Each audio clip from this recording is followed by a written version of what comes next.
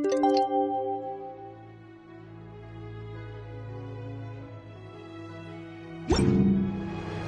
time to meet back up with Xiao. Let's head to Mount Outsong.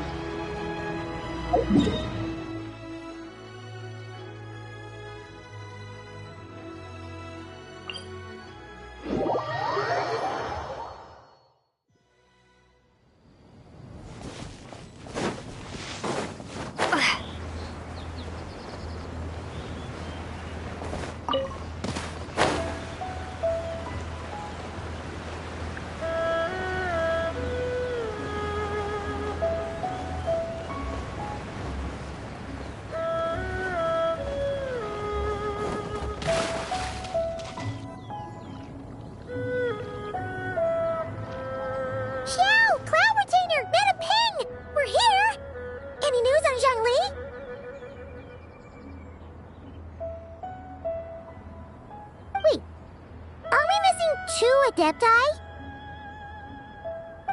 Well, Shenyun banned Mountain Shaper from Mount Outsong for 3 days.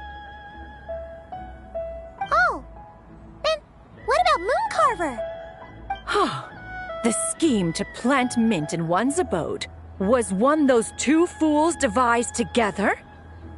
And when it comes to punishment, one does not discriminate. His banishment ends in 3 days as well. Wow, that's pretty harsh, Cloud Retainer. Let's get down to business. We have news of Rex Lapis. Huh? Isn't that... Yes, Rex Lapis's Geopillar. It descended from on high this morning. He must have sent it for a reason, but it does not respond to our touch. So, what does it mean? Is he in trouble? Not necessarily. It could be a message only a specific person is meant to receive. Traveler, you alone spoke to Rex Lapis before he left. Oh, so it must be for the Traveler. Give it a try.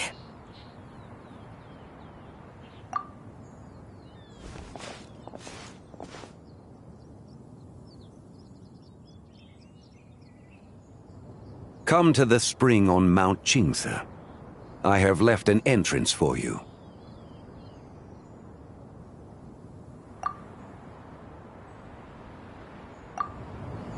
Well?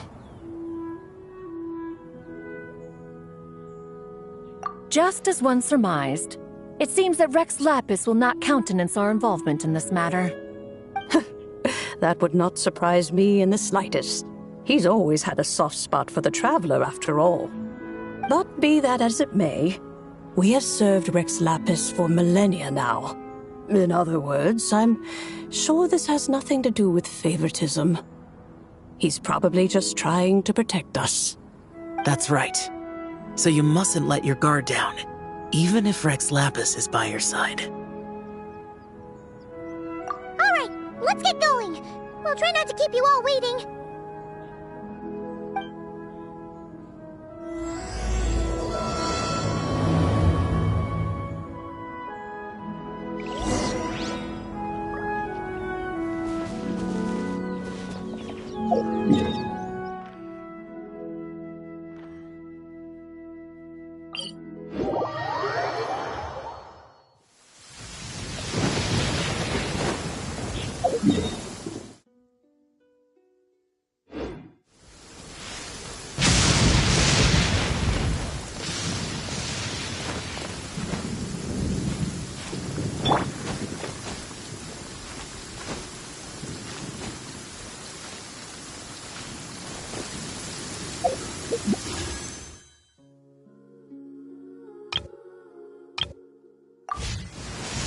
Many mortals fear lightning. Incomprehensible. Fear of something so common. Keep your eyes peeled. He should be around here somewhere.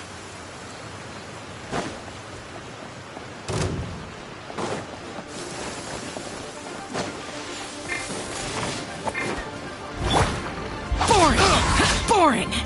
That tingle? Picked the wrong test subject. Converge. That tingle?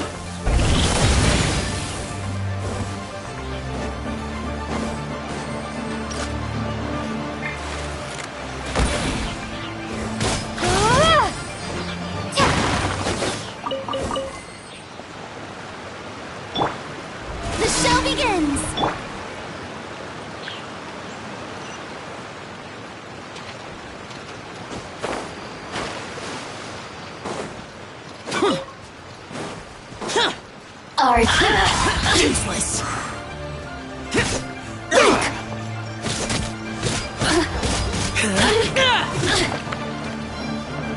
Over here.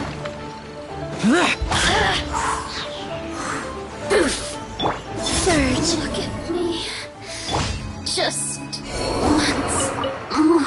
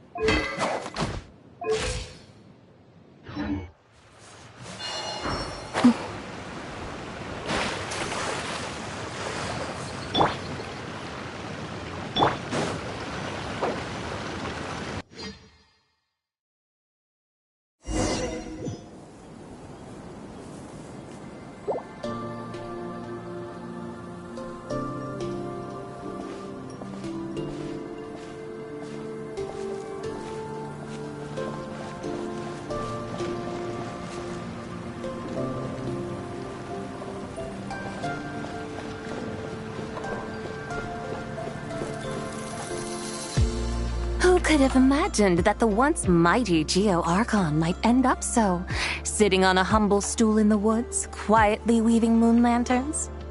You really do look like an old man now. This is a Shao lantern, not a moon lantern. In ages past, when the gods waged war and the world was in turmoil, these lanterns were lit to guide fallen warriors back to their homes. Had you tarried in the mortal realm for but a little while longer, you might have become quite accustomed to them. Even so, it bears such a striking resemblance to the moon lanterns they used to offer up to the heavens. Could this truly be mere coincidence? Perhaps in some sense it is, yet in another, it isn't. For instance, who is to say that some of Langan's magnificent jade did not become part of the very foundations upon which Liyue Harbor now stands? It is conceivable that this ritual was transmitted in such a manner too. Now, let's not let ourselves get carried away. For all its splendor, do not forget that, in the end, even Langan could not escape its heaven-sent fate. Alas, it is just a pity that the little creatures of this world may never again lift their eyes to the moon, even should misfortune befall them. But you, Geolord, now that you rule this realm, why take the trouble, not to mention the risk, to visit one who bears such profound guilt as I? Are you not afraid that you might be sullied by the curse of time that was laid upon me? There is no risk to speak of. At least, not in comparison to that which you took when you defied the heavens all that time ago. As I have stated, time and again, it was not I who defied the heavens. Geolord, the ancient affairs of Langan have nothing to do with me, for I am but one of her deadly selves, severed before her demise. My name is not Zebai, but Zichao. Surely you did not take us for one and the same, solely on the basis that we may all assume the form of white horses?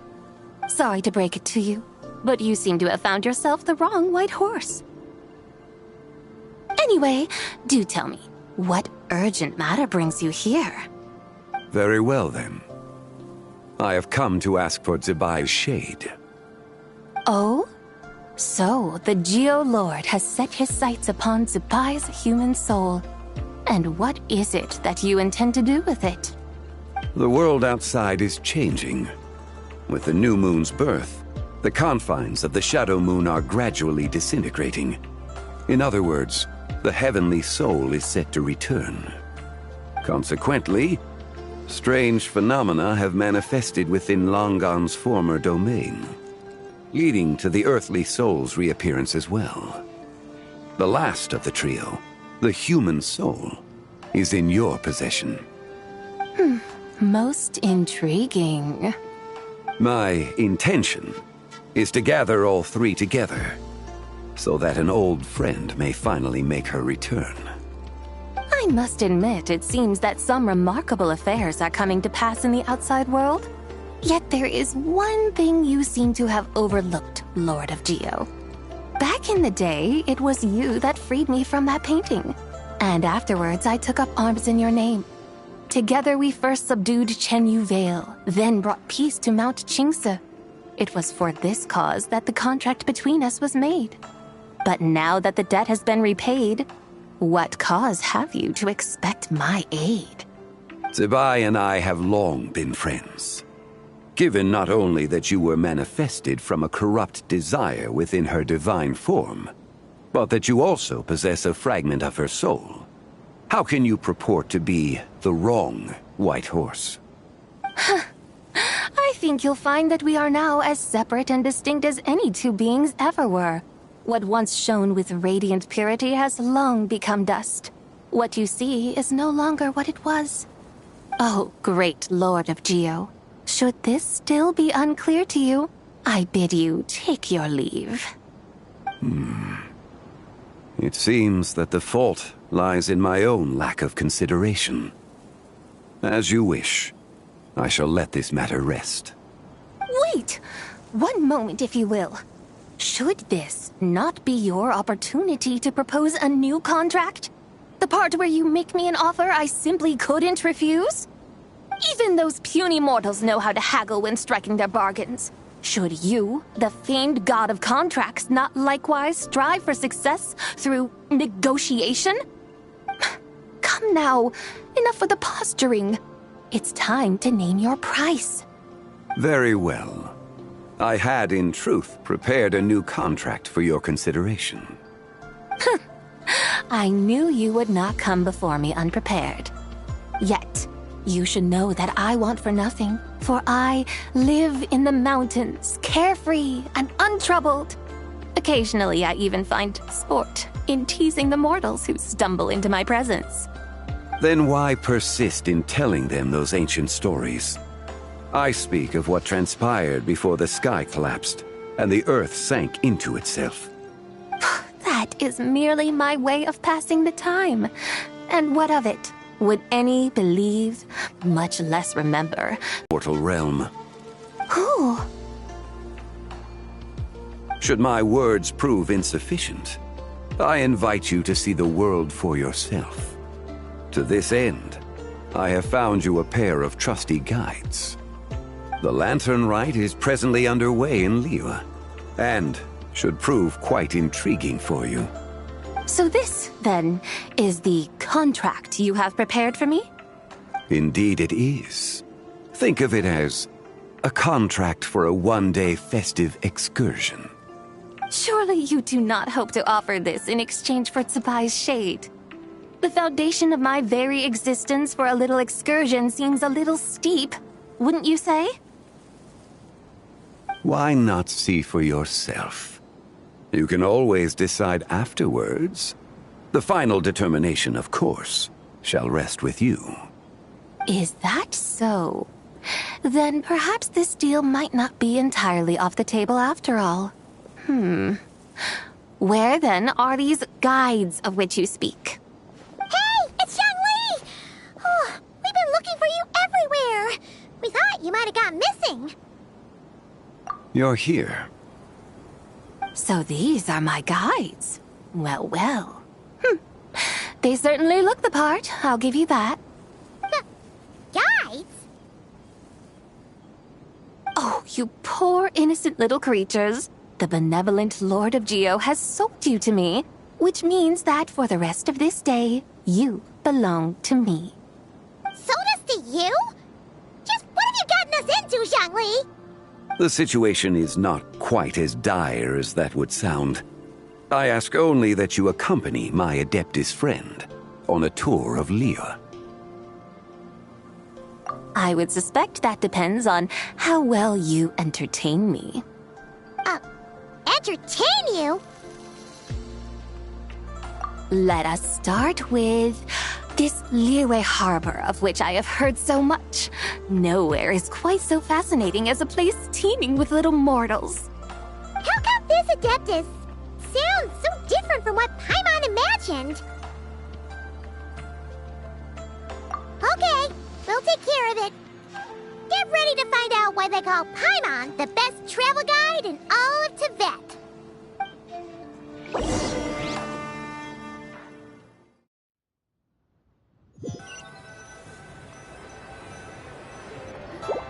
Look! We've arrived at Liyue Harbor. Not only is it Tibet's busiest port, it's also the beating heart of Liyue. So, dear Madam Adeptus, where would you like to go first? With humble fare and wine to sip, in comfort clothed and soul at ease, one eats, and all the heart's ills cease. So we're heading straight for the good stuff? Well, you're in luck, because Paimon's an expert when it comes to food. There are two main cooking styles in Liyue. Li cuisine, which is all about mountain delicacies, and Yue cuisine, which is centered on seafood. The most famous restaurants are Liyue Pavilion and Shinyue Kiosk. Oh, now Paimon's starting to drool.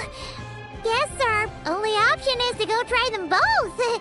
2 meals back to back. Both sound like excellent options to me. Are these the kind of establishments that most people might visit on a regular basis? Not exactly. Both Li cuisine and Yue cuisine are known for their pricey ingredients. Definitely not what you'd call the budget options. But don't you worry about that. Just think of it as Zhang Li's little treat. Come on! Aren't you supposed to be pals with Hu Tao? I'm unsure we can afford to spend a little more of her mora at least. Hey! All Paimon wants is to provide our Adeptus with the best possible experience here. Don't you want that too? Both certainly sound like worthy choices. Just now, though, I happened to see a porter pass this way. Where might individuals like him go to eat? A hungry porter, huh? Oh! Paimon knows just the place! Yep. Nothing fancy schmancy there. Just tasty dishes made with simple ingredients in a variety of different styles. Most importantly, it's great value for money, too. No wonder everyone loves it, huh?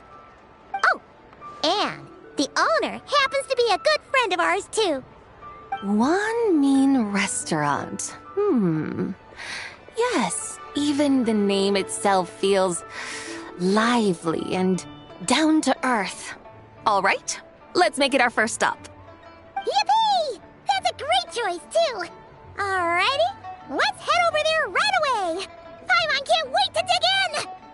Wamin Restaurant, here we come.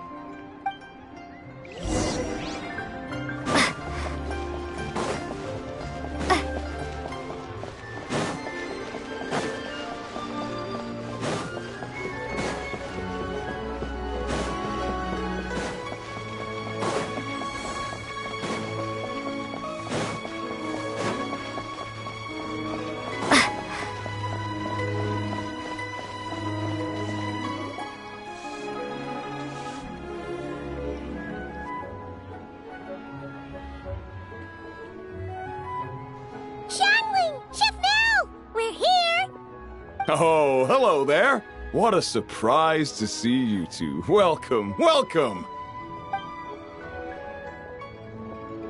Hey there, Traveler and Paimon. We're a little busy today, so grab a table while you still can. But I don't think I've met this lady before. Is she a new friend? You could say that. Oh, I see. Well, hey there. A friend of the Traveler's a friend of mine, too.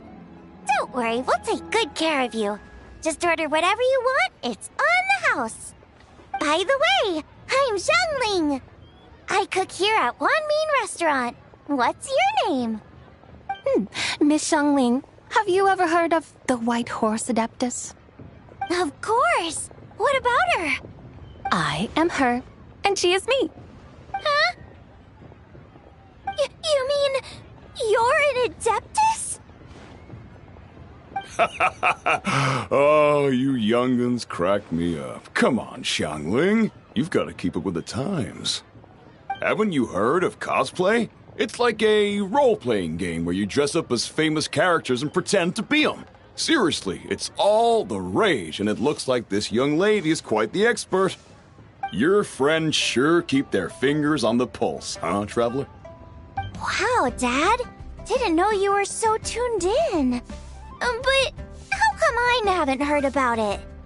You gotta listen to our customers. Didn't I tell you to spend less time chasing after wild vegetables and more time making friends?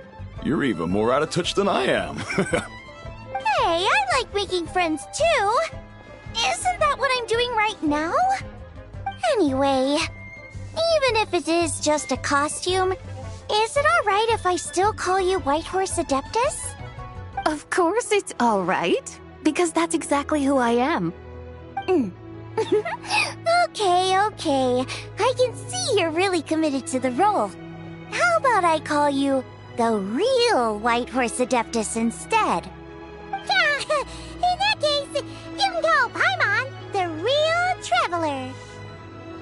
Yeah, right. You could have at least switched outfits. Puny mortals. Nevertheless, I suppose it might be amusing to indulge in your little charade for a while at least. All right, go grab yourselves a table. I'll come take your order in a bit.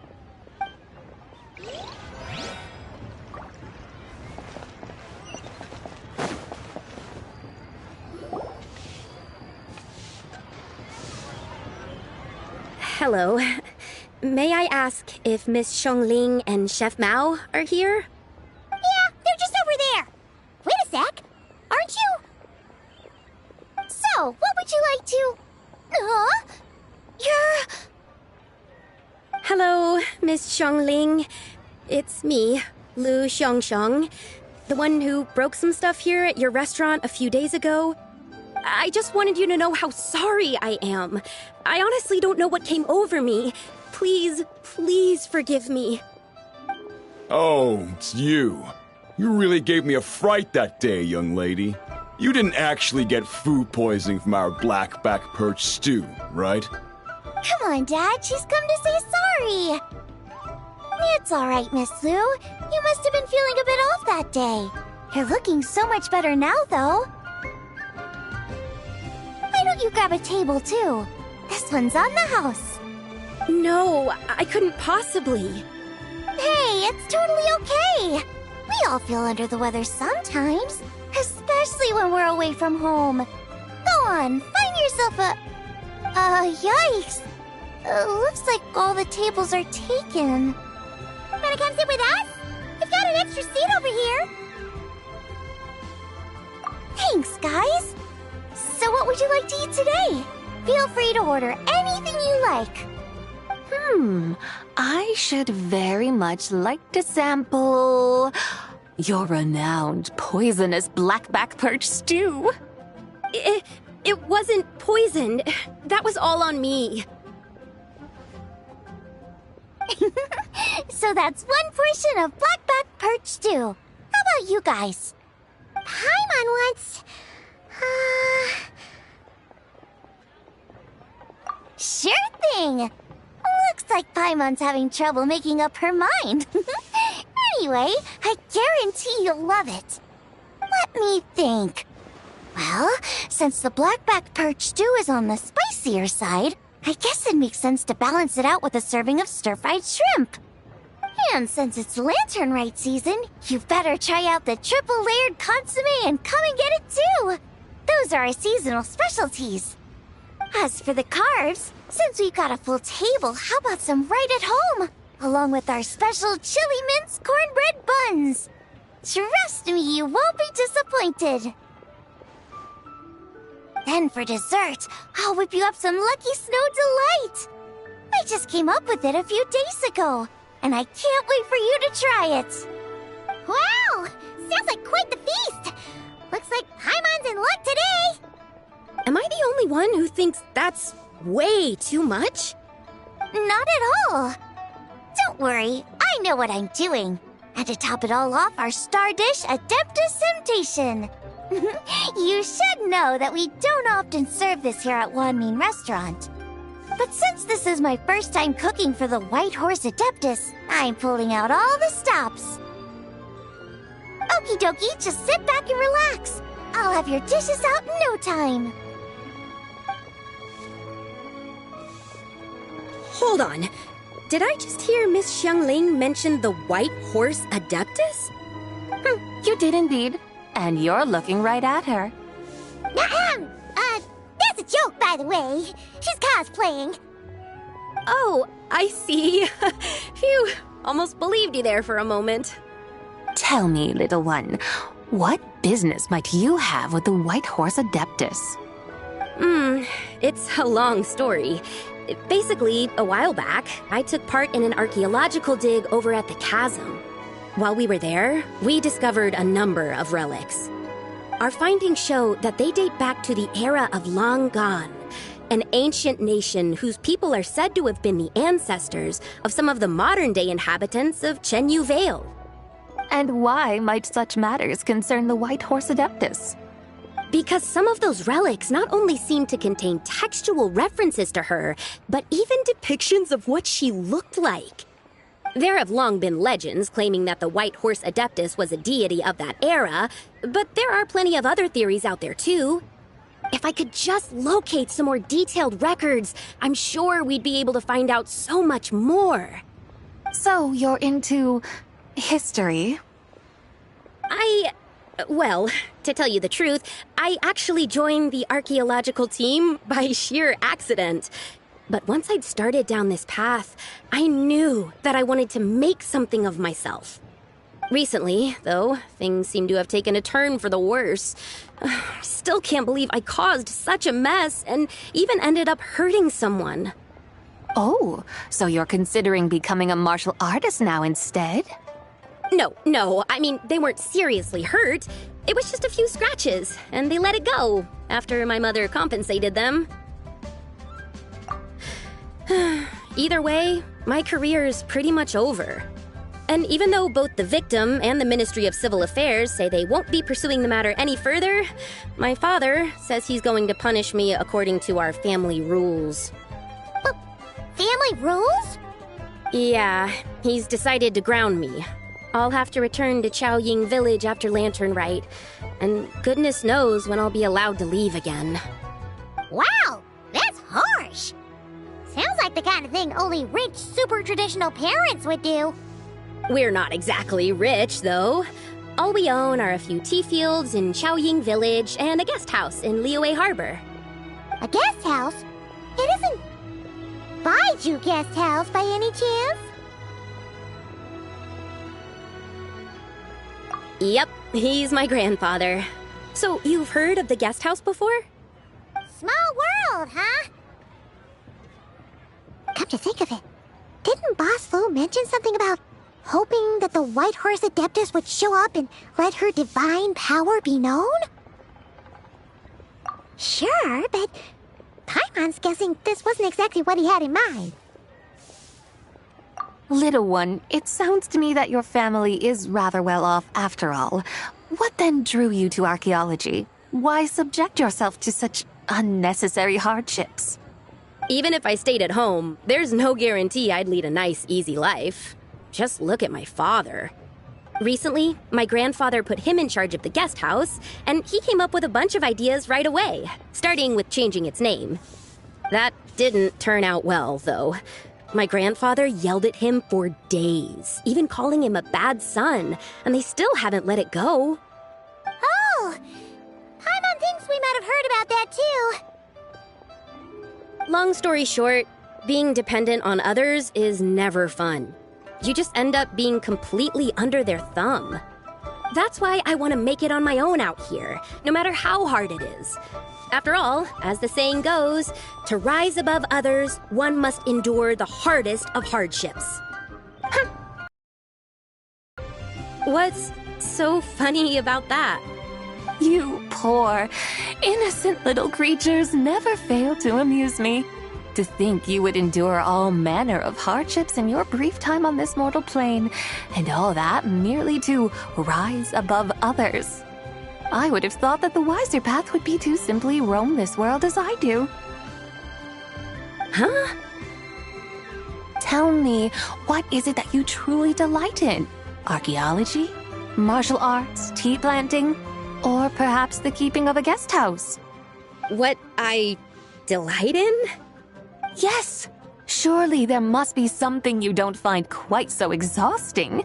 Whatever delights you should not feel like a burden. But do things like that really exist? Of course! Take Miss Xiangling, for instance. I defy you to detect even a hint of hardship on her face when she wields her walking spatula.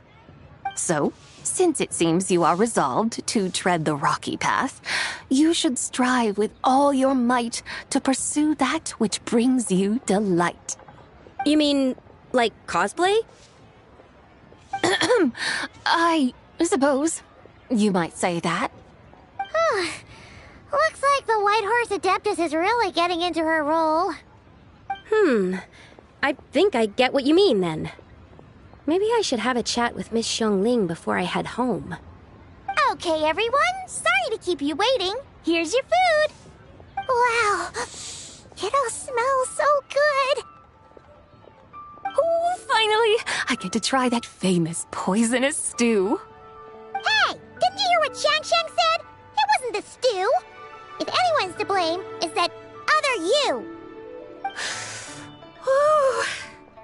What's up?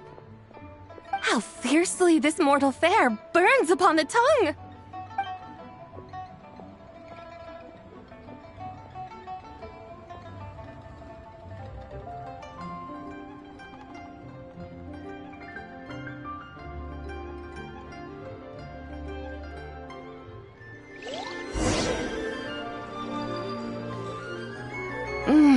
Most satisfying as poisonous stews go.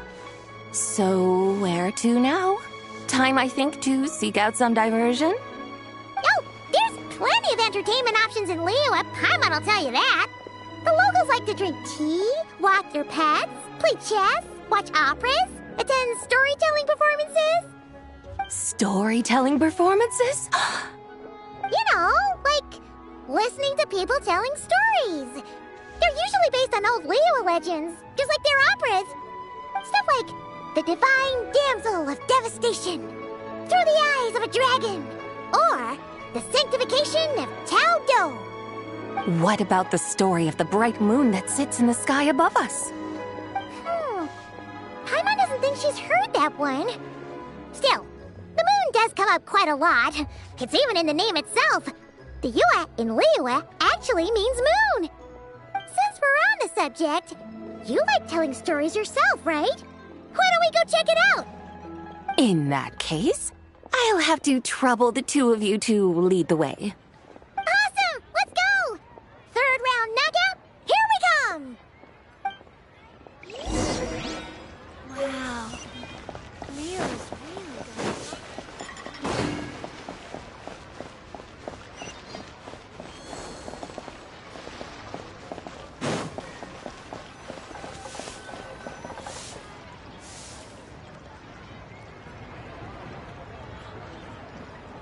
What a tongue twister.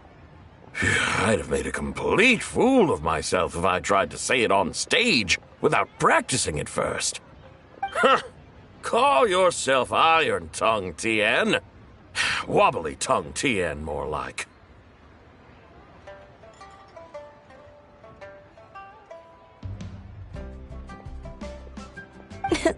I used to have that problem a lot. But if you just take your time to grasp the meaning and commit it to memory, you'll be able to say it smoothly in no time. You're right, Miss Yoon. I'll give it another try. Hey, Yunchin! Fancy seeing you here! What are you two talking about? Ah, Traveler and Paimon, we meet again. And who, may I ask, is this? You may call me the White Horse Adeptus. The White Horse Adeptus? She's not really an Adeptus. I see. Well, it certainly looks like a lot of fun. Oh, funny you mention it. This type of thing is actually something I'm quite familiar with. Once, to perform Through the Eyes of a Dragon, I decided to imagine that I was Rex Lapis himself. It was the only way to truly inhabit his mindset and understand his resolve to quell those demons. Sounds like you just wanted an excuse to feel all big and powerful. Hey, You just don't understand how inspiration works. You're one to talk. Paimon's traveled all over with the Traveler, and she's seen things that would make your jaw drop. All right, then. Since you claim to be so knowledgeable, why don't you prove it by reciting an ancient poem? An ancient poem? Which one? Ha! See? You mean to tell me you've never even heard of the ancient poem called An Ancient Poem? What kind of a title is that? Quit teasing, Paimon. We only just found out about that ourselves. He's talking about the writing on those ancient relics. When we first saw it, we couldn't figure out what it all meant. So in the meantime, we decided to just refer to it as an ancient poem. However, thanks to the painstaking work of the scholars who were tasked with decoding it, it seems like that's exactly what it was. Or rather, an ode offered in veneration of the moon and the White Horse Adeptus. Oh yeah! Didn't Kuching mention that before? It's got something to do with Longan, right? That is correct. The Ministry of Civil Affairs has issued a notice stating that, although it is true that the moon may disappear tonight, we should be in no danger. In other words, there's nothing to fear. But if you're worried, we can always take a leaf from the Book of the Ancients. By reciting this poem, I mean, and calling for the White Horse Adeptus' aid. If we do that, I'm certain she'll protect our moon and keep us safe. Ooh, seriously? Paimon has to get a look at this.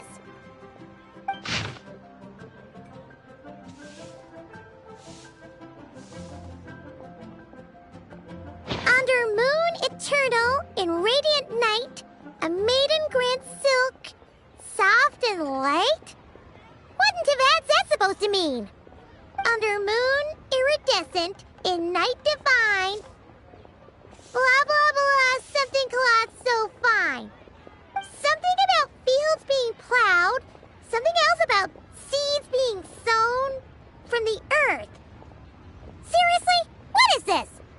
The fields are plowed, the seeds are sown, and from the earth, life is grown. Whoa! You did that without even looking! Bravo! Bravo! We have an expert in our midst. Looks like this young lady really does know her role inside out.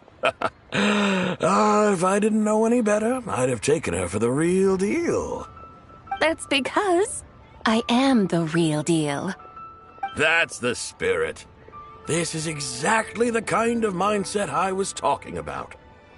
Behold, mortals, I am none other than the indomitable Rex Lapis himself.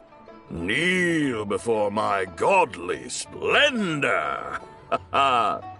Believe me, young lady, I know exactly why you do it. Back in the day, I was just like you. I must say you are rather amusing as mortals go.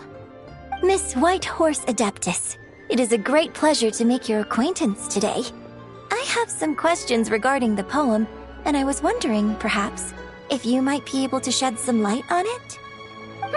You want me to explain the full meaning of its verses? Your guidance would be much appreciated. Fascinating. Tell me, do all the people of Liyue still express such reverence for the ancient ways? Well, it's true that we hold a deep fondness for our history, but it is hardly our only pursuit. One of my good friends, for instance, is even more devoted to the modern Fontanian art of rock and roll. Exactly! And don't forget, great practitioners of the role-playing arts walk among us too. People like me and you, young lady. Yes. So rather than placing too much emphasis on our reverence for the ancient ways, it might be better to say that here in Liyue, 100 passions bloom, each with a voice of its own. I see. Then, I suppose it wouldn't do any harm for me to enlighten you. In truth, it is but a simple poem of blessings. Its meaning is this. As the eternal moon rises in the night sky, a maiden adorned with lustrous jade descends upon the earth. She blesses the kudzu vines and mulberry leaves so that they may be used to make coarse cloth that is nevertheless soft, light, and comfortable to wear. As the iridescent moon rises in the night sky, a maiden adorned with lustrous jade descends upon the earth. She blesses the kudzu vines and hemp so that they may be used to make fine, luxurious cloth. As the frost moon rises in the night sky, a maiden adorned with lustrous jade descends upon the earth. She blesses the mugwort and artemisia so that they may be perfect for divination. So she really did come down from the moon?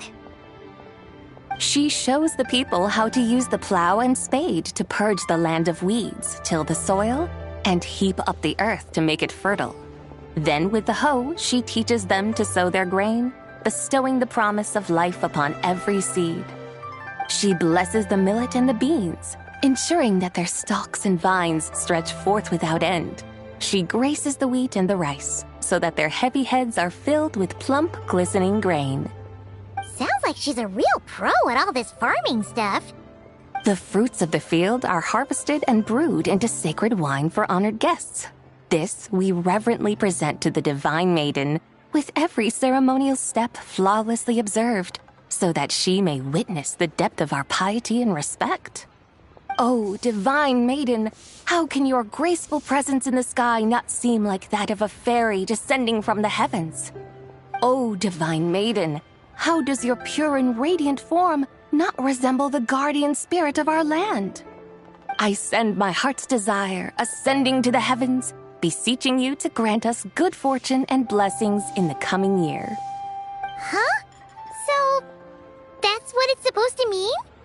I find myself speechless, moved beyond the power of words to convey. Oh, young lady, you have shown me the heights to which a true role player might aspire. A truly remarkable performance. I did not anticipate that anyone could unravel this poem with such depth and clarity, and so soon after the Ministry of Civil Affairs notice, too. I'd even begun to consider myself somewhat versed in the matter, but as they say, there's always someone more knowledgeable out there. Allow me to extend my thanks to you, Miss Whitehorse Adeptus. You are far too humble, young one. I must confess, it is I who have been surprised, not only by you, but also by this Liyue harbor of the present day. Ah, so you're not from Liyue. And what, may I ask, has surprised you about it? Oh, it's nothing really. Just some old memories scattered here and there. Very well, my guides. I suppose it is time we set forth on the next part of our excursion. I'd like to go see that wharf now. What say the two of you? No problem. We'll take you wherever you want. Oh, leaving so soon? Before you go, allow me to introduce myself. I am Yunjin, director of the Yunhan Opera Troupe. May I ask your name in return? My own name is scarcely worth mentioning, but since you asked, perhaps I'll tell you the title of that poem instead. Huh? So, it isn't actually called an ancient poem? Of course not. Its real title is Odes of Long Zabai. Odes of Long Zabai. All right then, until we meet again.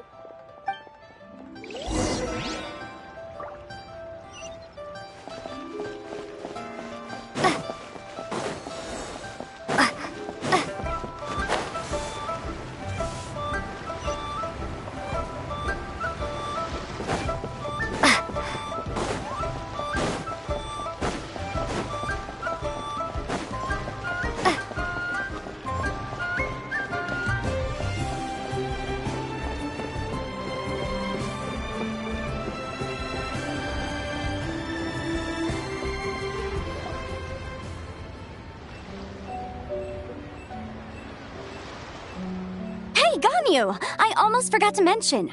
On my recent trip to Notcry, I came across something really fascinating in the Frost Moon Scion's library. I found records in their collection of another divine envoy living on the moon. A divine envoy on the moon? You don't think it could have been referring to the White Horse Adeptus too, do you? No way to say for sure. Still, the similarities between our legends are intriguing, to say the least. Isn't it amazing? Especially when you consider how far apart we are. It truly is. We might live in different lands, but when we look up at the night sky, we all see the same moon and stars. Right? It's like we're all bound together, no matter where we are. When you think of it like that, it's almost as if our friends from other nations will be right here celebrating with us. Isn't that a wonderful thought? No wonder you were so excited to go see the giant lantern when you first got back. Sounds like you're a real fan of the White Horse Adeptus, huh? I guess you could say that. Just a pity she's so elusive. Even Granny's never met her, you know? Maybe she really is just a legend after all. Hey, Yanfei and Ganyu! Trust, Paimon. The White Horse Adeptus is as real can be. Huh? Oh, look! It's the Traveler and Paimon! Feels like I haven't seen you two in, like, forever. Happy Lantern Rite. It's so good to see you again. Hey, you two. Happy Lantern Rite. Did I hear you right just now, Paimon? Does that mean you've actually seen the White Horse Adeptus? She has indeed. And now, so have you. And you are? Why, who else? The White Horse Adeptus, of course. Could you maybe start with something else next time? You're the White Horse Adeptus? That's right. Allow Paimon to introduce you to our new friend, Zichao. She's been low-key obsessed with cosplaying the White Horse Adeptus ever since we met her. I see. Well then, greetings, Miss Zichao. My name is Yanfei, and recently I've been low-key obsessed with learning everything I can about the White Horse Adeptus. I'm sure the two of you will get along like a house on fire. Oh, and by the way, I'm Ganyu. So, Miss Zichao, you must be here to see the giant lantern too, right? A horse-shaped Zhao lantern? Is that what I think it is? That's right. A lantern made to honor the White Horse Adeptus herself. Isn't it gorgeous? Huh? What are you laughing at? Both the lantern and myself. What do you mean? Oh, this lantern truly is an artistic masterpiece. But tell me this, have any of you ever seen a horse before? Come to think of it, Paimon can't remember ever actually seeing one herself. What about you, Traveler? Oh, this horse appears to be mid-trot, but it has adopted what is called a lateral gait, where the legs on one side of the body move together in unison. A rather rare sight indeed. Just now, I suddenly pictured myself, I mean, the White Horse Adeptus running the same way. The image was so absurd, I could barely contain my mirth. Oh, really? I never knew that. You learn something every day, huh? Oh, come on! It's basically a giant piece of fan art! Who cares if it's different than the original? I was merely laughing at my own ignorance. I came here thinking that the White Horse Adeptus' tale had been long forgotten. Yet here I am, gazing upon a lantern made in her honor. Well, you couldn't have been more mistaken. There are so many tales about the White Horse Adeptus, I'm starting to lose count. Just off the top of my head... Just so you know, Yanfei, we've heard it all like a million times before. But there's one thing I can guarantee that you haven't. Huh? You mean like a new chapter of her stories come to light? Mm-hmm. And I heard it from Ganyu just yesterday. Hey, why don't you share it with the others? Sure, no problem.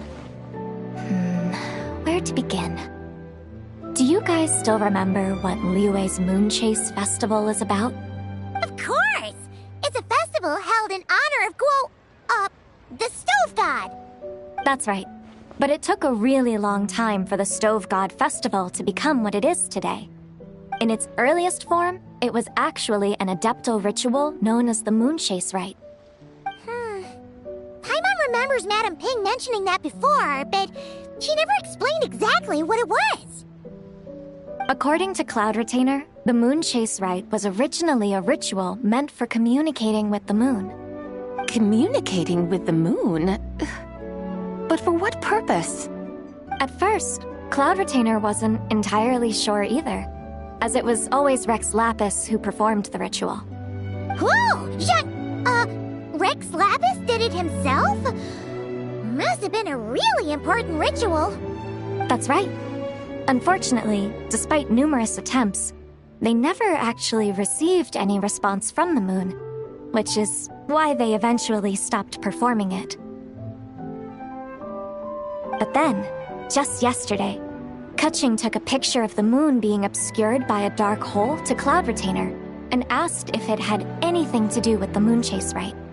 The moment Cloud Retainer saw it, it suddenly dawned on her that the rite might have been an attempt to reach the White Horse Adeptus all along.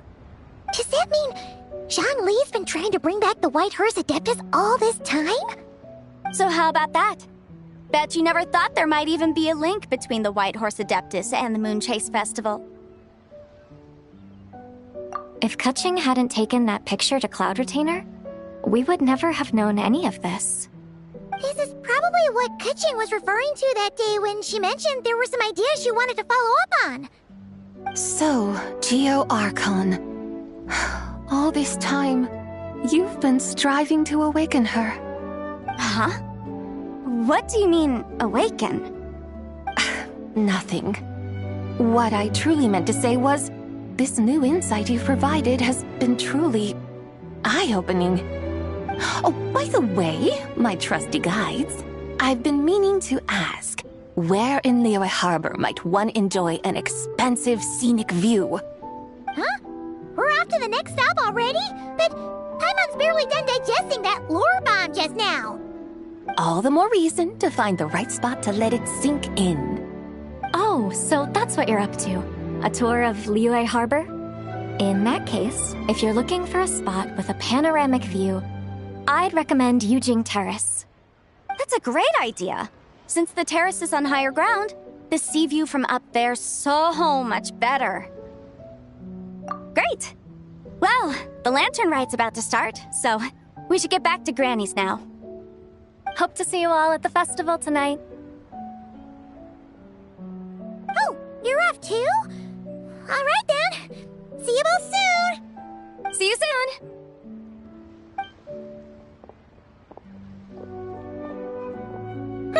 Very well, my guides. What are we waiting for? Okay, you're the boss. Yujing Terrace it is.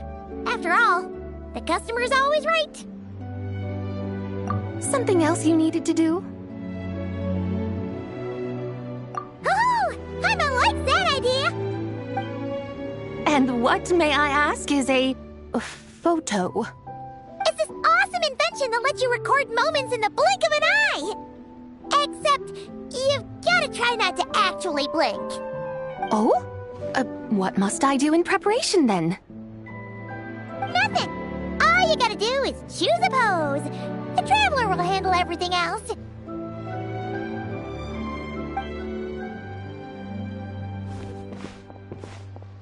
on, let's give it a try. Look, we got a great picture. Paimon's gonna call it The White Horse Adeptus Meets the White Horse Adeptus in Liyue Harbor. Huh. They've even discovered a way to preserve moments in time. Now I truly am curious to witness what else these mortals might accomplish. Very well, let us proceed. Eugene Terrace lies in that direction, does it not? Hey, wait for us!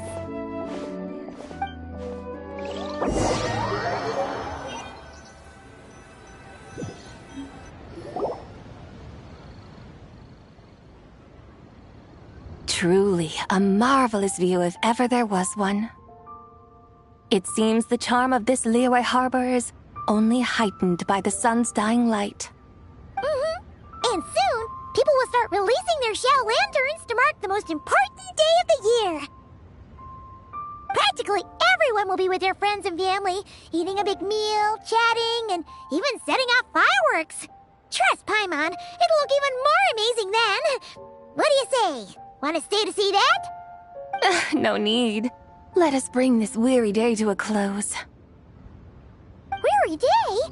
You mean you didn't enjoy your tour? I had imagined you would arrange for me to witness some grand spectacle. Perhaps the descent of divine beings, the manifestation of the sacred before mortal eyes, or the appearance of a selfless hero come to aid the helpless and downtrodden. Or, should that not come to pass, then at the very least spend a little more coin. For that, it seems, is how one finds true enjoyment. Alas, but there was none of these. Instead, we merely filled our bellies, listened to tales, and gazed upon a crude imitation of my likeness. And now the sun begins its descent. What a day of quiet tedium. Well, we're so sorry. If we'd known that was what you wanted, we'd have done it all differently. It's all that Zhang Li's fault for not making the customer's requirements clear. Well, it's too late now. Do you still believe I would part with that soul fragment, now so intertwined with my very being? But...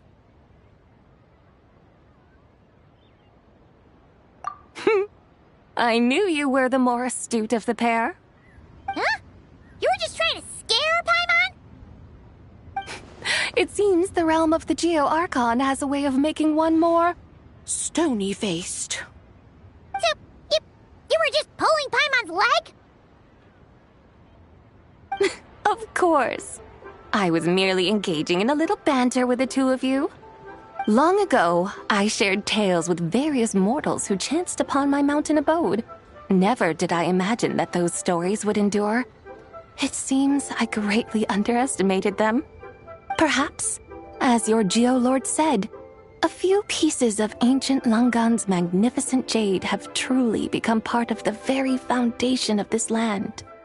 So, you've decided to help us? Again, that goes without saying. I made up my mind some time ago now. When I beheld a rather intriguing scene as I set foot in this city, I saw porters passing through the alleys, setting down heavy wooden crates from their weary shoulders. Peddlers pushing carts as the kites and lanterns upon them rustled gently in the breeze. I saw cooks cooking, actors acting, scholars reading, soldiers marching, children playing, elders resting, officials officiating, and the common folk absorbed in this or that, reveling in the simple joys of life. Some, it seems, have already found that which stirs their hearts, while others continue to fret, troubled by uncertain futures. Yet, in this gentle and serene order, each holds fast to their anticipation, not only for the celebrations to come, but also for the first light of the morrow. Scenes I once yearned to behold now unfold before me, no longer in Langan, but in Liyue Harbor, thousands of years on. How wondrous is this mortal realm!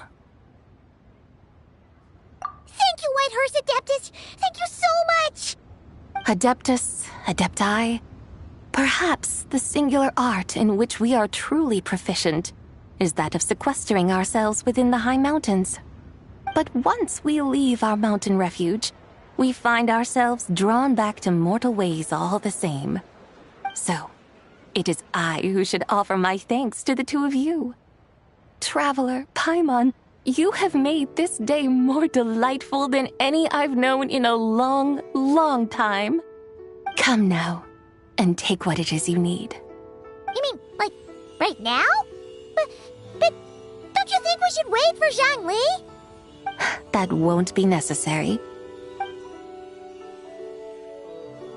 All things shall meet again in their time, for the waters know no rest, and the flowers their appointed season. One need not fear that life is but a journey of goodbyes.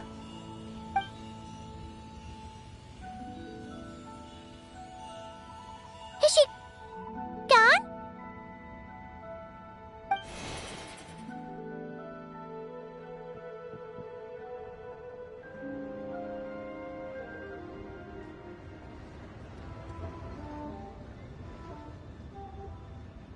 Yes, she's gone.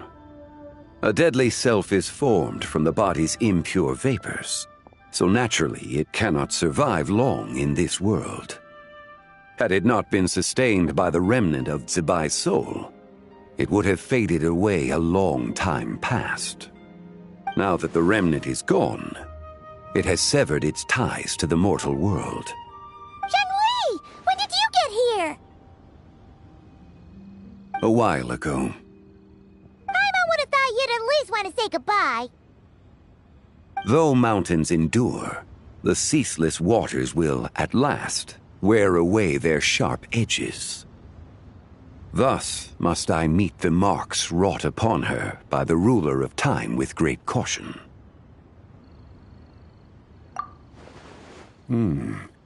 It may be goodbye for now, but someday we will meet again. Really? And when might that be? Who can say for sure? Years and years from now, perhaps. Or maybe tonight, at the Lanternlit. Are you saying that if the White Horse Adeptus were to be resurrected, she'd still have the memories of the three deadly selves? That she'd still remember us? We will find out soon enough.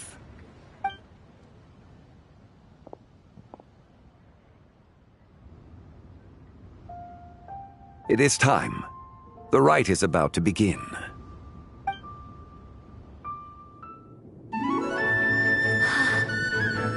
The rite is about to begin.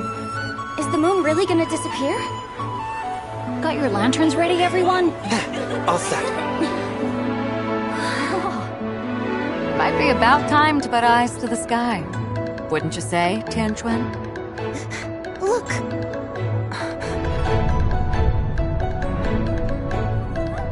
When the sun's out, eat the sun. When the moon's out, eat the moon. Whoa, is this the lunar eclipse? Under moon eternal, in radiant night, a maiden grants silk, soft and light. Under moon iridescent, in night divine, a maiden grants fiber for cloth For so you. fine. Under moon of frost, in night so great, a maiden grants tools to divine our fate. The fields are plowed, the seeds are sown, and from the earth, life is grown. The seedlings stretch, the crops do rise, and all unfolds before our eyes. Fruits are gathered, sweet wine is poured. These gifts we offer to our Lord. Pure as heaven, so fair and bright, she shines as light in this dark night. And with her does this, wish take flight.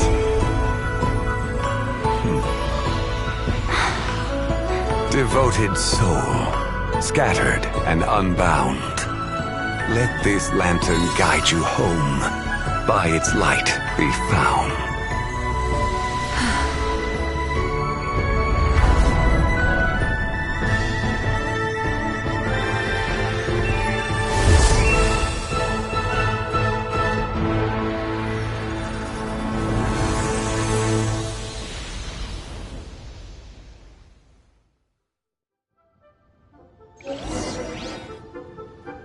Did we do it? Do we finally get to meet the real White Horse Adeptus?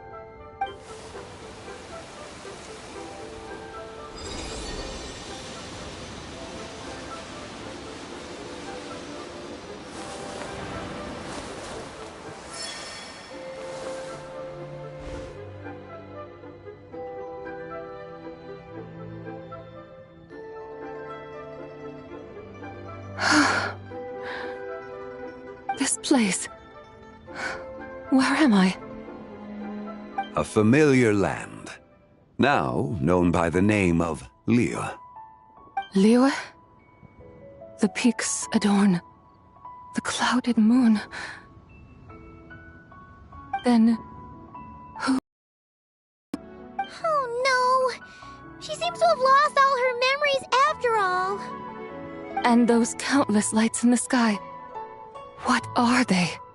These lights, each like a dwelling in glad accord, usher in this day of joyous rebirth. And whose rebirth might that be? That of my old friend, Zibai. Zibai? Yeah, that's you! Don't you remember anything at all? That's... me? Oh, yes. The envoy of the Lunar Palace. My name is Zibai, indeed. Then you must be... the Lord of Geo, Heaven's Star. Many years have passed since we last saw one another. Zibai, my friend. Welcome home. Home? But why does this place, this Liyue, feel at once so strange and yet so familiar? Who you are? Who are you? Ah, yes, I remember now. You are that treasure-hunting damsel, the one stricken by the poisonous fish stew. How goes your quest for treasure? You must have achieved both fame and fortune by now, I trust. Hey, you've got it all wrong! You're talking about Lu Xiangxiang. And how many times do we have to tell you? She wasn't poisoned! Sheesh! But I could have sworn... Oh, that's right. You're that impudent blonde youngster who kept meddling in my affairs. And to think you even had the audacity to presume yourselves worthy of being... What was it again? Ah, yes, of being my guides. How very wonderful to see you again, my most faithful and beloved guides. I trust all has been well in my absence? Well, she finally got it right. But that sudden mood swing felt even weirder. It's like her head's packed full of slimes. It is possible that her cells have not yet settled. After all, they've only just been brought back together. It may be some time before she fully recovers. Huh? You mean, kinda like she's still half asleep? That I cannot say for certain. Perhaps a few days. Perhaps a few years. A few years? Mortal years are but a poor measure when divine beings tread the realm of dreams. Well, if you say so. Anyway, at least she's whole again, right? That already seems like a pretty good outcome to Paimon. Yes, there is little cause for worry. We need only wait and let time take its course. Say, what are those little creatures over there up to? Celebrating Lanternlit, of course. And those lights up in the sky? Those are all Xiao lanterns. This year, each and every one of them carries a little wish inside. Lanternlit. Then, may I join in too? Of course! Why else do you think we've been running around like headless chickens these past few days? Tell you what, Traveler, why don't we take the White Hearse Adeptus out to celebrate? Who knows? Maybe seeing some familiar faces might help her find her feet? Hey, Xiangli! You've got some time on your hands now, right? Why don't you come along with us? By no means a bad idea, Paimon. Oh, and Zibai, before Paimon forgets, when we meet the others later, remember to wish them a happy Lanternlit. Happy... Lanternlit? Happy Lanternlit! Yes, happy Lanternlit indeed.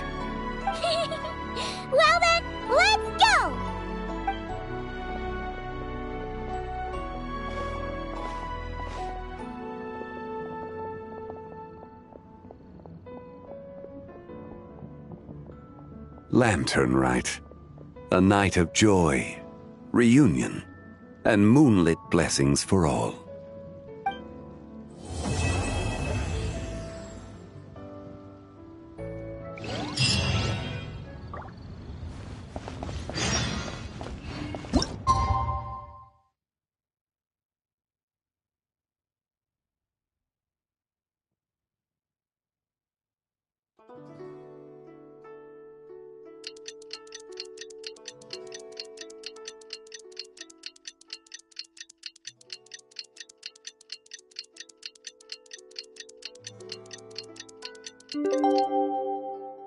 Paimon wonders how the White Horse Adeptus is getting along. Maybe we should check in on her? We can ask Zhangli where she is.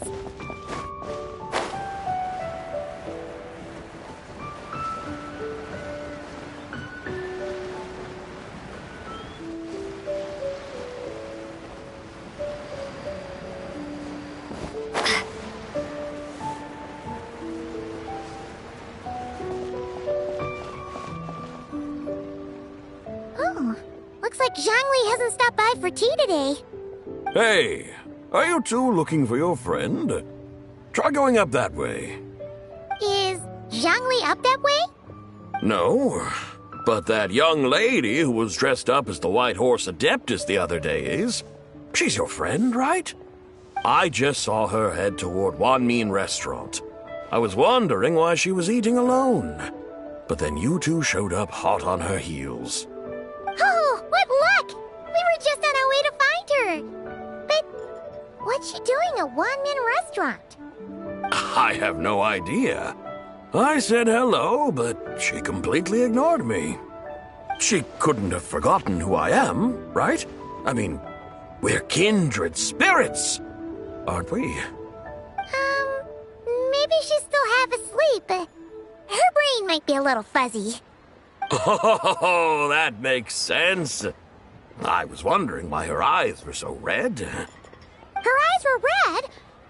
Oh, that doesn't sound good. You young people, staying up all night because you think you're invincible. Look at your friend. Missing out on sleep so she can pretend to be the White Horse Adeptus. That's where that leaves you, you know. A word to your friend from someone who's older and wiser. She really needs some rest. Paimon won't be so certain about the older and wiser part. Yeah, what was that?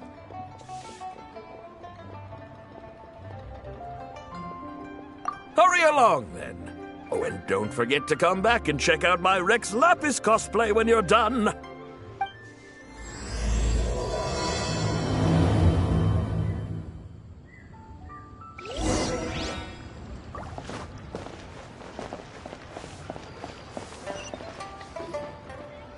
Where's the proprietor? Come out and see me at once! Xiangling and Chef Mao aren't here right now. What can I help you with? And who might you be? My name is Shenhe. I work here at Wanmin Restaurant. Shenhe. Shenhe. Are you that crane adeptus who loves planting mint? It's been a few days. Have you improved your gardening skills? Did you manage to cover the slopes with mint? Mint? I don't know anything about mint. But I am familiar with Qingshen and glaze lilies. Ha! Already casting mint from your mind. How can a practitioner of self-cultivation be so fickle, chasing after every new plant that catches their eye? I'm not sure I get what you mean. Are you delirious from hunger? Would you like something to eat? Shenhe! White Horse Zabai! So this is where everyone is! Traveler, Paimon. It's been a long time. Happy Lanternlit. Is this customer a friend of yours? Don't mind her, Shenhe. She's just a little cranky because, she didn't sleep well last night and she's only just woken up. Look how red her eyes are. I see. In that case, Miss Zabai, I have a tonic here infused with Qingshen.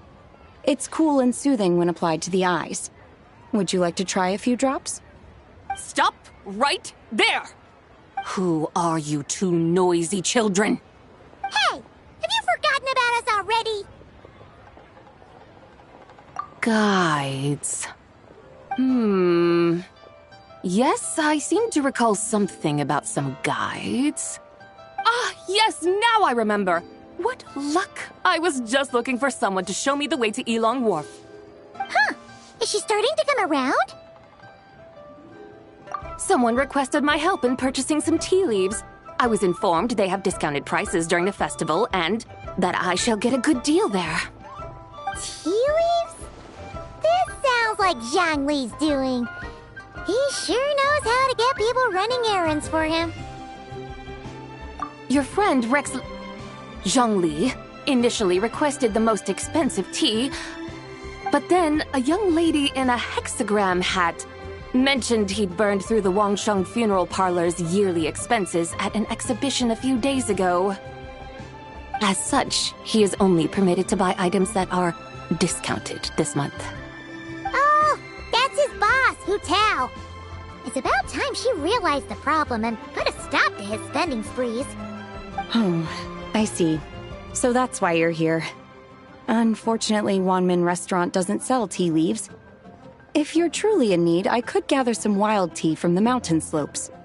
You don't sell tea leaves? But I remember your boss, Miss Lu, saying that she owns tea fields. You really should get some rest. The person you're talking about isn't the boss of Wanmin Restaurant. She's just like you. She came here to eat. Is that so? Life really is full of surprises. What surprises? Your brain really is as gooey as a pack of slimes. Paimon can't believe Zhongli entrusted you with going all the way to Yilong Wharf and buying tea. That would be excellent, my dutiful guides. Ah, yes, Miss Crane. I apologize profusely for my improper behavior just now. Please forgive me. I completely understand. Master often says that the human body is like a mechanism in need of regular maintenance.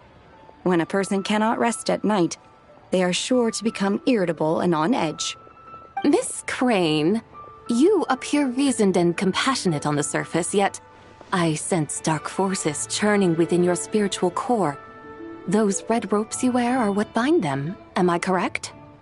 Oh, you can sense that? Indeed. I also sense that with your strength, you might try undoing one or two of those bonds when training. Untie Shen has ropes? Wouldn't that be risky? Though the use of red ropes to bind the soul is a wondrous technique, practitioners must eventually learn to break free from external aids and look within themselves for restraint. Master has told me similar things, but I am not ready yet. Your self-cultivation has progressed far enough. Then I will seek further guidance from my master. If you still have doubts, you can find me at the Baiju Guest House. I'll be taking up residence there for a while. For now, my dutiful guides, let us be off.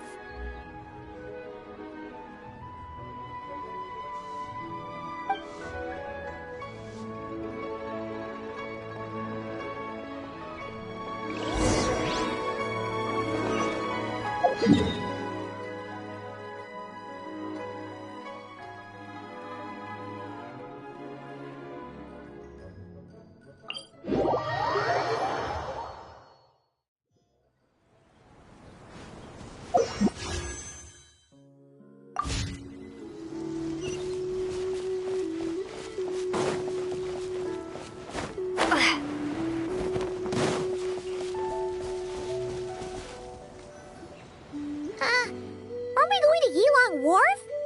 How do we end up on this mountain? Is that small town over there not Elong Wharf? I sense a familiar scent wafting through the air. You're right! Except for the smell part. Paimon doesn't smell anything. That is because this scent is the essence of jade, which can nourish the spirit. Oh, yeah! Shen Yu Vale does have a lot of jade, but Paimon didn't think jade smelled like, anything. Naturally. This has reminded me of something. Hmm? And what's that? A few simple tricks for mastering one's power.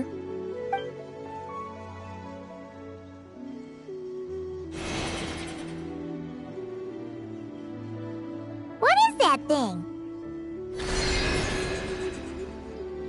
I'm sure you've been to Elong Wharf many times before, but I wonder if you've done so while cruising through the air. You've been such dutiful, dedicated guides, so allow me to offer this fresh experience as recompense. Please step in.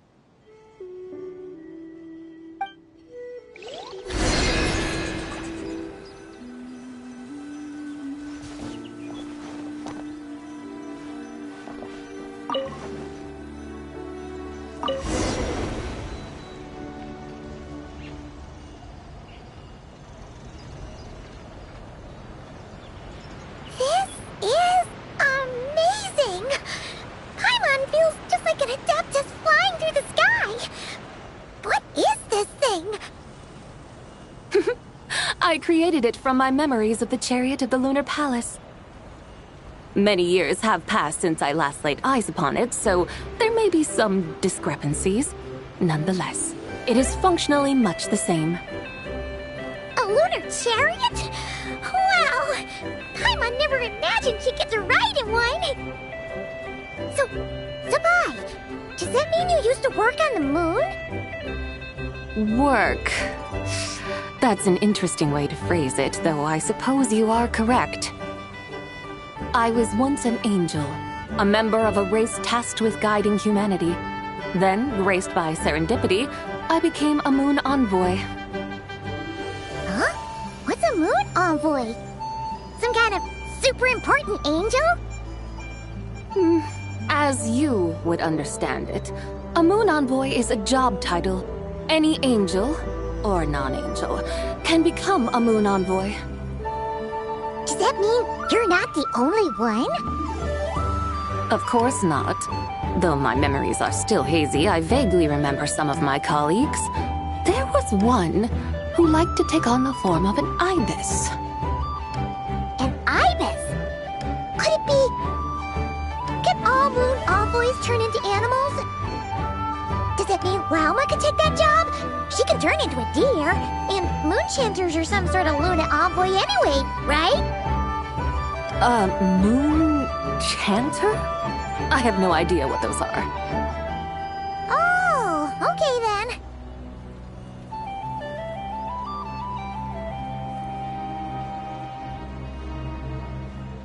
Look!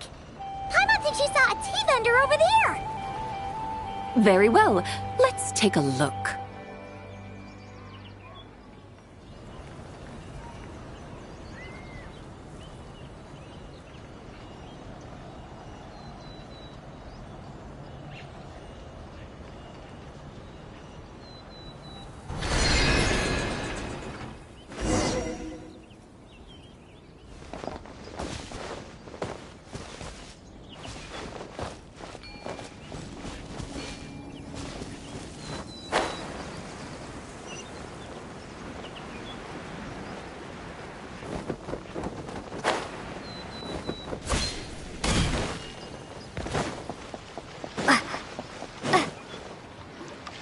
Welcome, please have a look around. We only sell teas of the finest quality sourced directly from Chaoyang Village. Right now we're offering a special discount for Lanternlit. Look over there! Discounted tea!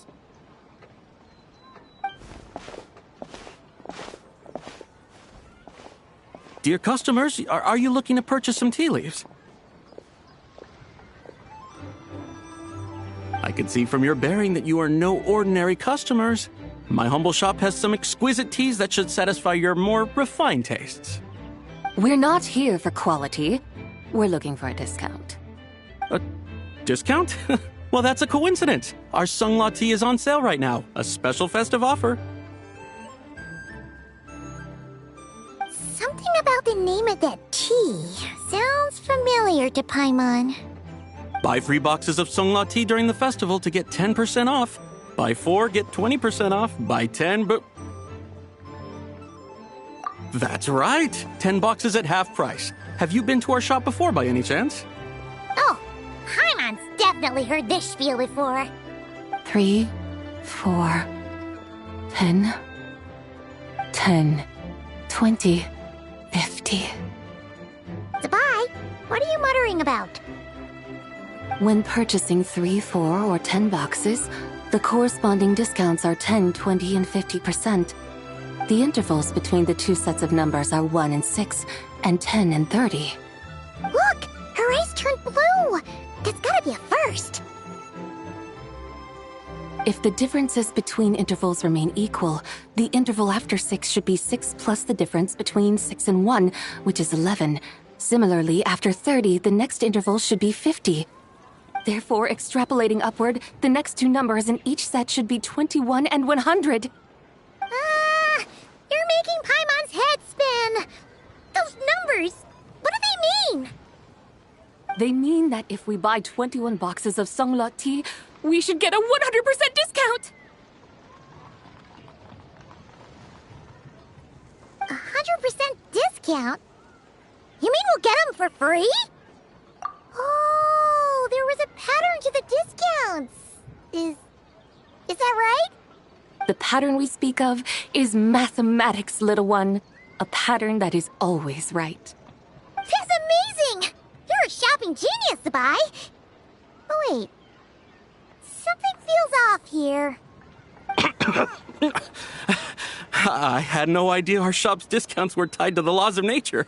I've learned so much from you, dear customer. No need to thank me. Now, please give us our 21 boxes of free tea. Wait! What's the matter? Paimon just realized what it is that's not right. It took you long enough. We got the short end of the stick! Think about it. If we don't have to pay when buying 21 boxes, then if we buy even more, the vendor should be paying us money instead, right? Huh? Hey, Zabai, work this one out. If we buy 100 boxes, we'd make loads of money, wouldn't we?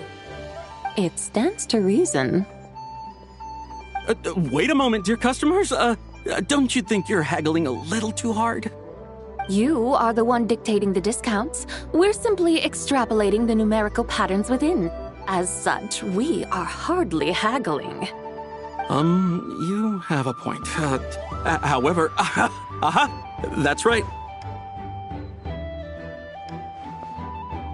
I'm so sorry. I just remembered. My supplier didn't come today, so we don't have any tea after.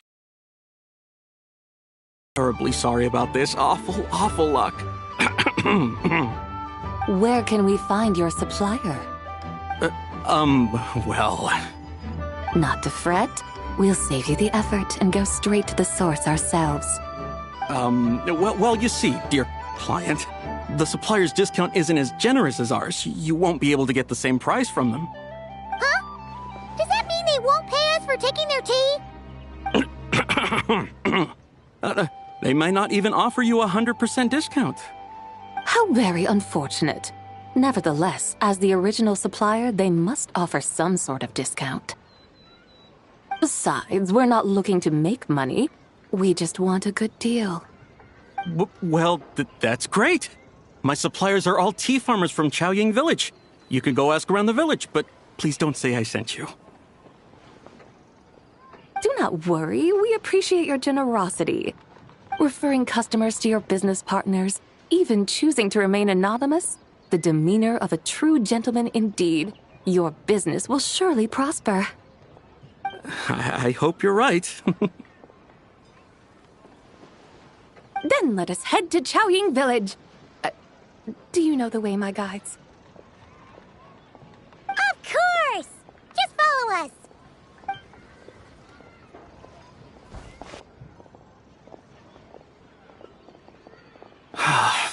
What otherworldly beings were those?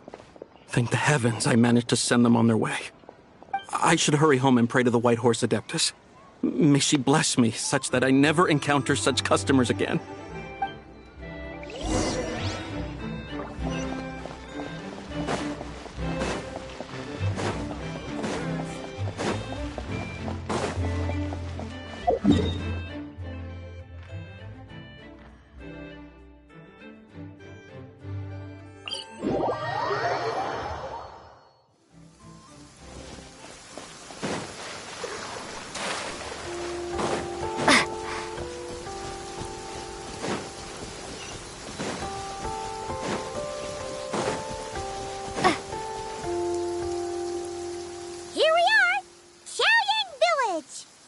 The mountains and waters are pristine. They embody the beauty of heaven and earth. It's a good-looking place, all right. But it's hard to enjoy the scenery when Paimon can't stop thinking about all that tea-buying Mora we're missing out on. Should fate dictate, Mora will find its way to you sooner or later. Well, Morak certainly finds us often enough. He even sought us out in person this Lanternlit. For now, let's look around and see if any tea farmers are selling their crop. We'll be able to see more clearly from up high. Let's take to the sky and enjoy the beautiful scenery while we're at it.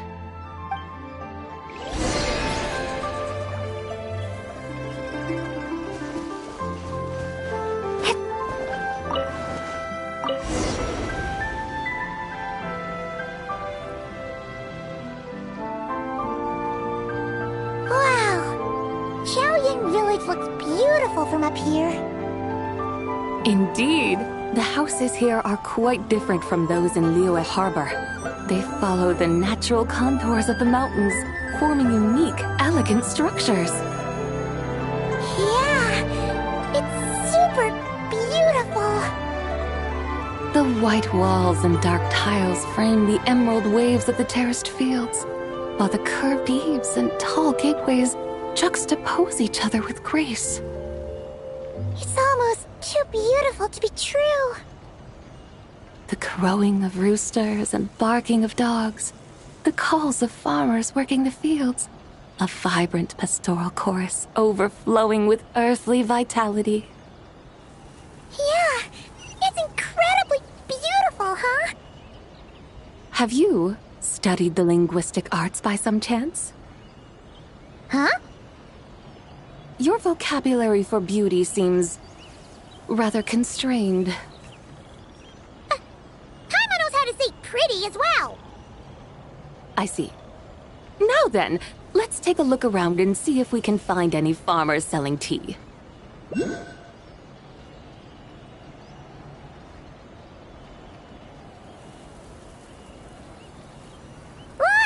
There's someone in that tea field! And they look kind of familiar. Wait, is that Lu Xiangxiang? And who is that? Oh, you'll remember her once you see her up close.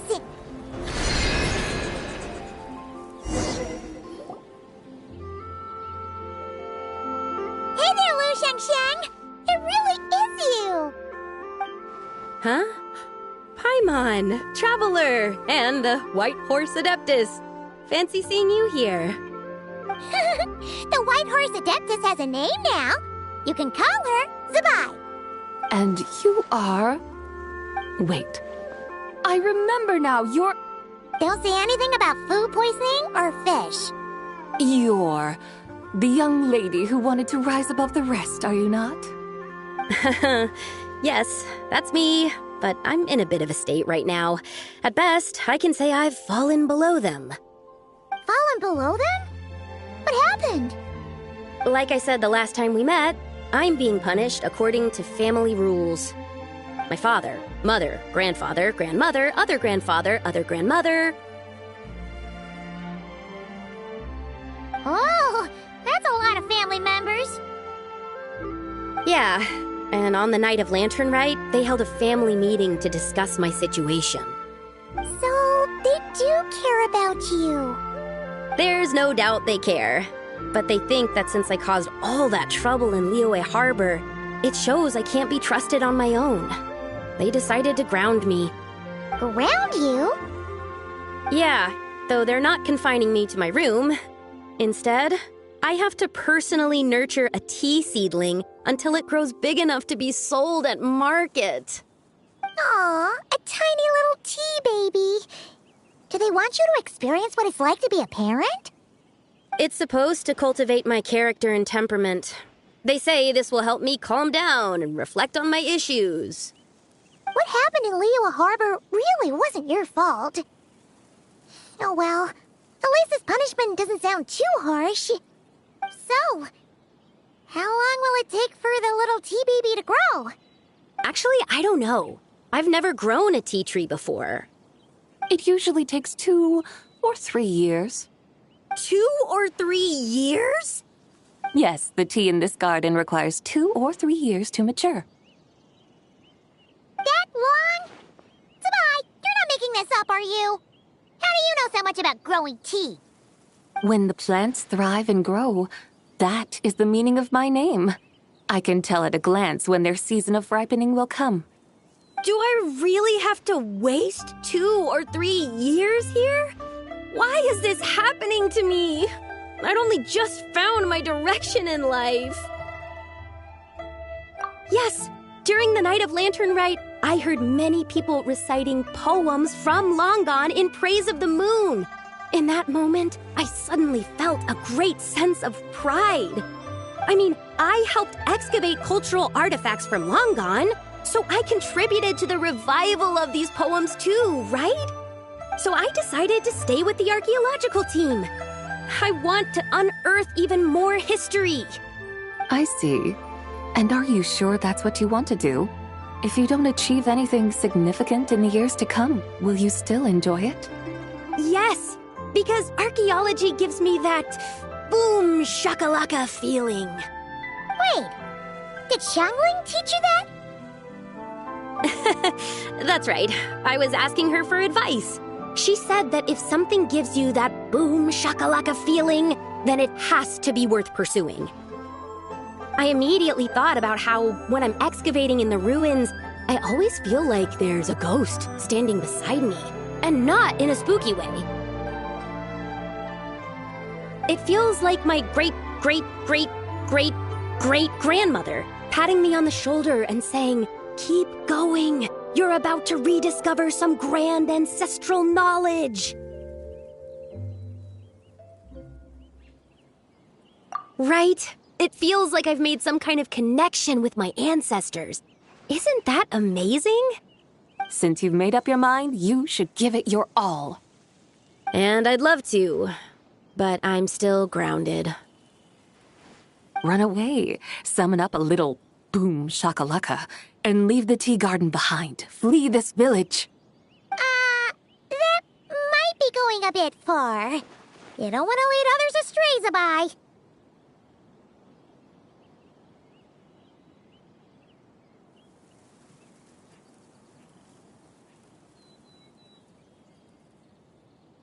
Yeah! Tell them about your great-great-great-great-great-grandmother. She must be the most super-duper ancestor to have ever risen above the rest, right? I'd be better off telling them about the White Horse Adeptus. After all, she's the supreme riser above the rest who saved my great-great-great-great-great-grandmother. Then it's settled. Tell your family that your decision has my blessing. Thank you, Tsubai, but I don't think cosplay is going to work on them. They won't listen. They don't need to listen. You need only follow the rules they've set out for you. What do you mean? As I'm sure you know, some ancient texts refer to the White Horse Adeptus as the Daughter of Time. My family history contains such records, but what of it? If the White Horse Adeptus were to manipulate time to make your tea seedling grow overnight, then you'd be free, correct? Is that how it works? It's not as if you have any other options. Why not try calling out for help? It won't cost you any more. Got no better ideas anyway. White Horse Adeptus, if you can hear me, please save me from my predicament!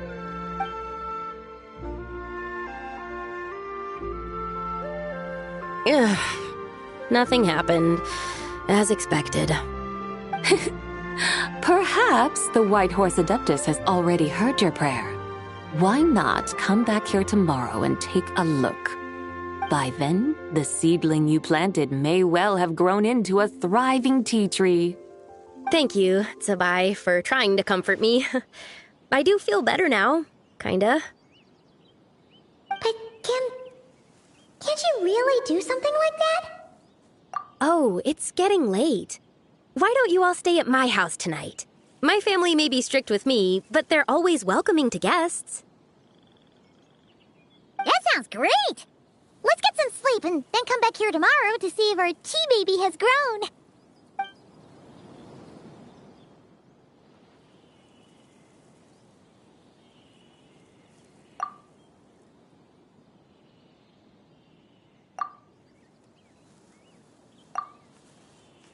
Oh, the tea tree! Whoa! Your tea baby is all grown up!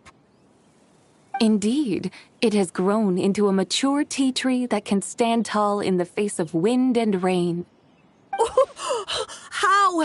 How is this possible?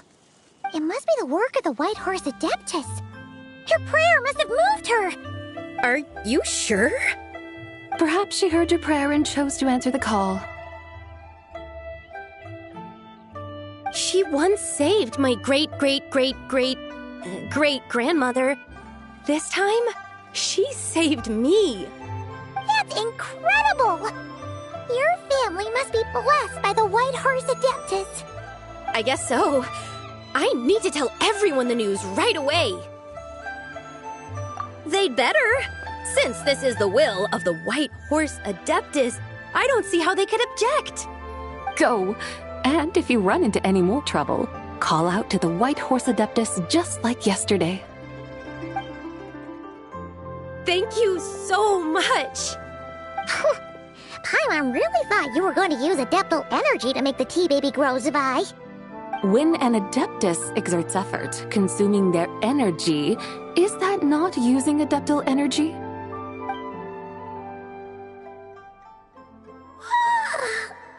All right. What are we doing out here in the middle of the night? We're here to help Lu Xiangxiang fulfill her wish, of course.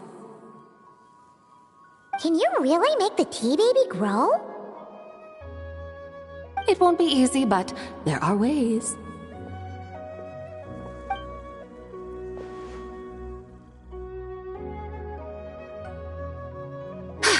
There! It's grown. Hey! You just transplanted a tea tree from over there!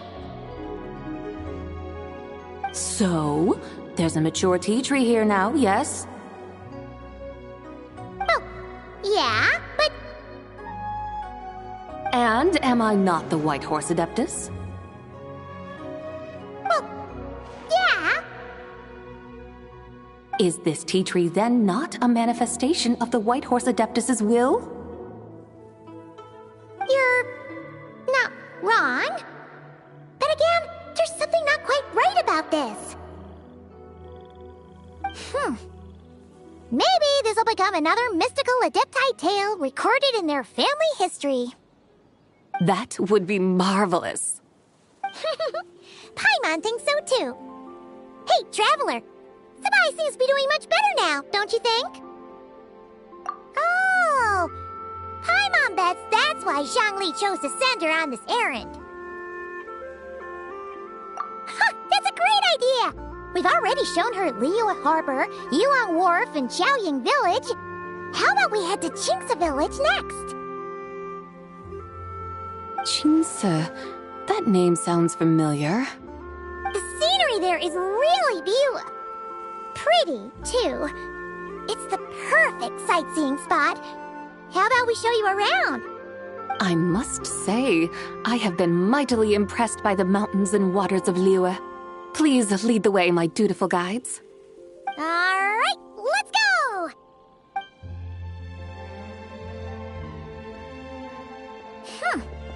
Paimon can't help feeling like we've forgotten something. Pay it no mind. I've already forgotten more than you will ever know. All right. If we forgot something, it can't have been that important to begin with. Jinxa Village, here we come!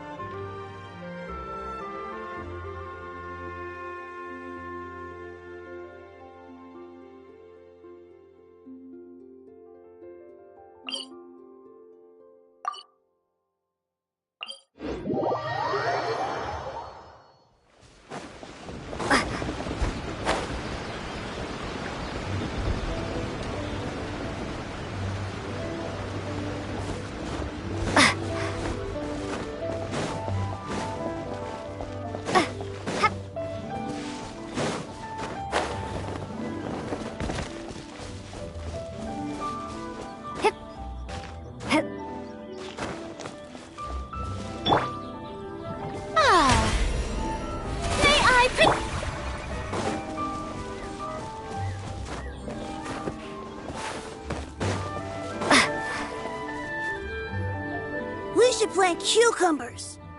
We should plant canolas. We should plant cucumbers. They're easy to sow. We should plant canolas. The flowers are pretty. What are you arguing about, little ones? We're deciding what to plant in our field once Lanternlit is over. Yeah. Dad gave us a small plot of land to grow our own crops. He said we can keep all the more we get from selling them. We should plant cucumbers, right? Dad plants cucumbers every year. We should plant canolas. We can press the seeds for oil. It smells good and sells for a good price. Ah, an agricultural debate. This should be easy to sort out. Granny, are you a farmer? Could you tell us what to do? Granny? What did you just call me, you rapscallion? Oh no, her eyes are gonna turn red again. It's just, my granny smells really nice, and you smell nice too, so... Sorry. How about we call you Auntie instead? Auntie? Oh, all right. Big Sis Zubai, can you help us decide whether we should grow cucumbers or canolas in our field? You little rascals! Using priceless land like this just for cucumbers and canolas? What a waste of heaven's gifts! Huh? What should we plant instead? With the coming of spring, when all things awaken, the field should be sown with the 5 grains. What are those? The 5 grains are life's staples, the heart of the people's table. I notice the people here mostly eat rice, so that is where you should begin. Based on the local climate and soil, seedlings planted in mid to late spring should produce mature grain within 2 or 3 months. When autumn comes, you can plant a second crop, with time still to harvest it before the first frost. The rice you harvest can be sold at market or kept in your stores. It's a far better choice than cucumbers or canolas. Oh, but Big Sister Zubai, I like canolas. That's no issue. It is unsuitable for continuous cropping in any case. You can rotate it with rice to maximize your yields. After the second rice harvest, around wintertime will be the perfect opportunity to sow their seeds. And when they mature in mid to late spring, you shall be just in time to sow the first rice crop of the year in turn. This way, your field will sustain balance, rice and canola in a harmonious cycle. Wow, that means we'll have crops to harvest all year round. Wait a minute! If rice and canola take up the whole year, what about my cucumbers? A firefly dares rival the brilliance of the moon? In what twisted universe should cucumbers vie for land with rice? Big Sis Zubai, you're going to hurt Lil Bee's feelings. Auntie hates cucumbers. Stop crying during this instant. I meant that cucumbers are simple enough to grow. There's no need to devote a whole field to them. Just find an empty corner of your yard, scatter some cucumber seeds in the earth, and before you know it, you'll have a thriving patch of vines. Cucumbers delight in sunlight and moisture, but they suffer in cold weather. If you wish to plant them this early in the year, you should make sure they're protected from frost. Wow. Is it really that simple? Let's hurry home and get started right away! Are you really in that much of a rush? Well, thanks, Big Sis Tsubai, who's fierce but really good at farming. We gotta go! Thanks, Big Sis Tsubai! See you around! Paimon never imagined you'd know so much about farming. What's so strange about that? The people of Langan called me the god of soil and grain. Are the fields not made of soil? Is rice not one of the 5 grains? Huh. That's true. So, if the god of soil and grain is a farming god, that means the White Horse Adeptus must be a farming adeptus, right? Of course the god of farming is down to earth. Mind your tongue, impertinent child. How dare you diminish the lofty bearing of an adeptus? Hey! You're the one who said the god of soil and grain is all about farming. Enough! It's time for us to take to the skies once more. Join me now. Witness the majesty of mountain, water, and field, and broaden your horizons.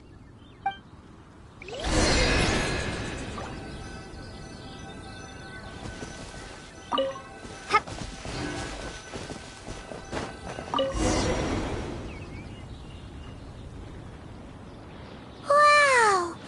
The terraces look so pretty from up here. The mountains tower like pagodas, the hills coiling at their feet like shells. Layers built upon layers, rising and falling in harmony. A truly unique and mesmerizing sight. Thinking about it, you have a special connection to this place, you know. A special connection? Yeah! There's a local legend about a white horse leaping from a pure spring to follow Rex Lapis into battle. Don't you remember? You must have been living in seclusion around here. That does sound somewhat familiar. Oh, and if we keep going up this way, we'll reach a super-duper spooky spot. You might have a connection to that place, too. There's an ancient array that seals away the remains of a fallen god. A god's remains? Yeah! The people of Liyue turned that story into an opera called The Sanctification of Tao Do. Does that ring any bells? Tao Do. Huh. The 7 and 8 gates array. That's right, that's right! You do remember! Buna, the god of the underworld, who could pacify the forces of life and death. Huh? So, Tao Do had another name? Let's go take a look.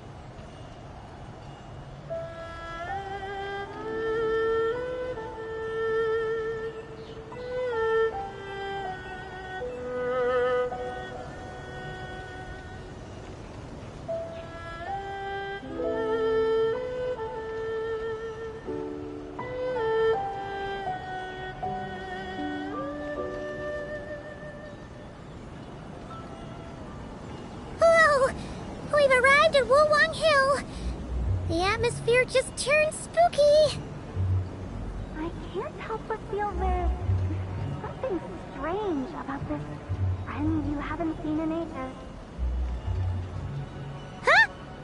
Paimon thought she heard someone's voice. Let's head down and check it out.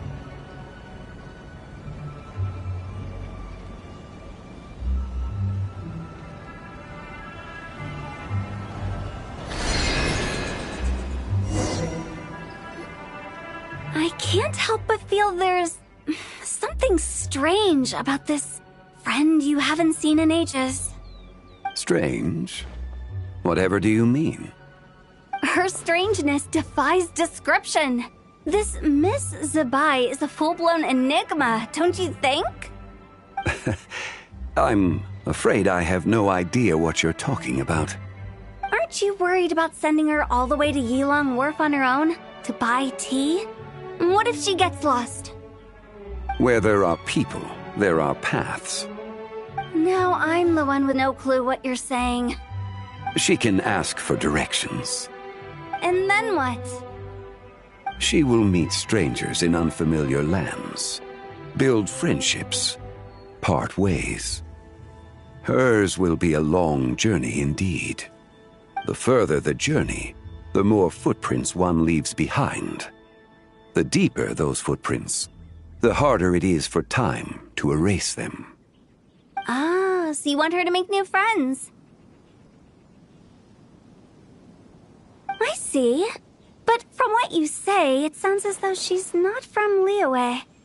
I believe she was not, but perhaps she will be. You're sounding stranger by the second. Huh. Oh, over there. Oh, look who's here. Hotel! Zhongli! What are you doing here? Traveler, Paimon, fancy meeting in a place like this. Oh my, and Miss Zabai too. Sounds like fate to me. We were taking Zabai to buy some tea from Yilong Wharf. Zhongli sent her there, though she didn't even know the way, and... Oh, drat! We forgot the tea! Oh, Paimon knew we were forgetting something. Why didn't you say so earlier then? What's done is done. There's no need to dwell on it. Fresh tea grows with each passing year. Let fate deliver it as it wills. Exactly. You can get tea wherever you go. You're hardly running low now, are you? Paimon feels a lot better now that you've said that. Still, I'm a little confused. If you were buying tea, how did you end up all the way out here? We're taking Zabai on a sightseeing tour. We started at Liyue Harbor, stopped in at Yilong Wharf, went sightseeing around Xiaoying Village, made our way to Qingce Village, and now we're here. Wow, that is quite the itinerary. Yeah, actually, Paimon thinks it's about time we headed back. I'm here to pay my respects to my ancestors. My dear consultant kindly agreed to join me. It is Lanternlit, after all. Adepti and ancestors should be venerated alike. Ancestors? Wait, could you be? Are you heir to the Wuwang kid? Or perhaps the lone butterfly of the Crimson Flame? Whoa! Have you got all your memories back? Huh? Miss Zabai, you know about the Wangsheng funeral parlor and the 8 adepts? I happened to hear a storyteller expound on the sanctification of Taodo. Lots of people know that story, sure, but very few can discern my family lineage from just a glance. Well, Zhongli, your friend here really is quite something. Unfortunately, there's no time to dally right now. We have a hill to climb. Perhaps once today is done, we can find time to chat over tea, recite poetry, and admire the moon? That would be wonderful, Director Who. Oh, and before we go, you've been traipsing around all day. I suggest you stop off at the Wangshu Inn on your way back for a good night's rest. Wouldn't do to exhaust yourselves, Don't mention it. All right, we'll take our leave now. See you later. Hotel's so thoughtful. Why don't we follow her advice and stay at the Wangshu Inn tonight? Zabai, you can see the whole of Dihua Marsh from up there. The view's amazing. Plus, you can sample Smiley Yanxiao's cooking. Wangshu, an intriguing name. It couldn't hurt to check it out.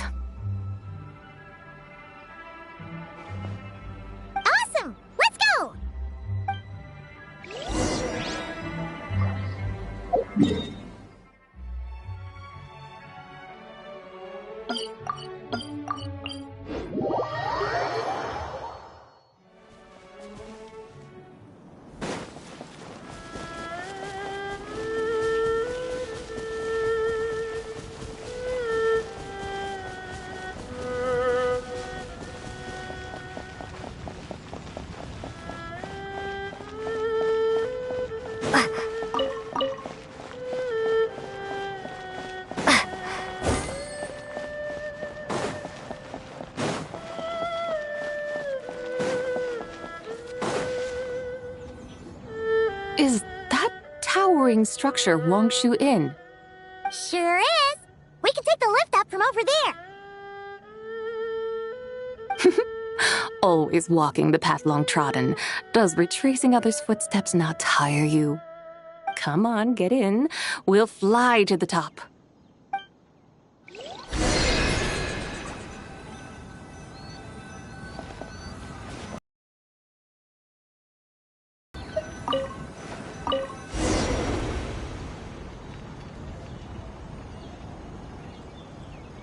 Are we really going to fly up to Wangshu Inn? Isn't that a bit showy? All the guests are going to see us. Is that a bad thing? To be able to witness an Adeptus. This will surely add to the inn's appeal, not to mention the room prices. The owner will thank us. You seem to really like showing off your powers. This inn's architecture is incredible, and the surrounding countryside radiates a picturesque charm. No wonder the new proprietor of the Baiju guest house thinks he can't compete and has decided to change his own establishment's name. The new proprietor? Ah, you mean Lu Shengsheng's dad. So you know about that, too. Personally, Paimon thinks it should go with something like Rex's Rest. That's a contender's name if Paimon's ever heard one. A fitting name indeed. So you think the guest house should change its name, too? Paimon kinda thought you'd say something like, such sacrosanct traditions must never change. Time flows ever onward. Why should the rules of yesterday be carried forward into the world of tomorrow? The people of today should determine what is to be kept. Huh. You're not as old-fashioned and stuffy as Paimon thought. The years ebb and flow, seas recede to reveal fields. In the vastness of time, I am but a wild horse in a boundless sea of dust. Even Rex Lapis, having waded through the waters of the river of time, is not quite the same as before. Zhongli? What was he like before? That is another story for another time.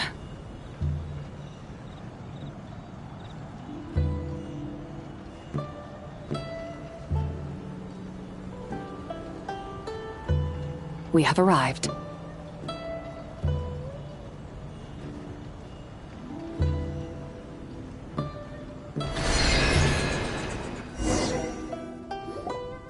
Whew. This is the first time Paimon's ever flown up to Wangshu Inn on a chariot. Everything's so different when you're up high. Wangshu.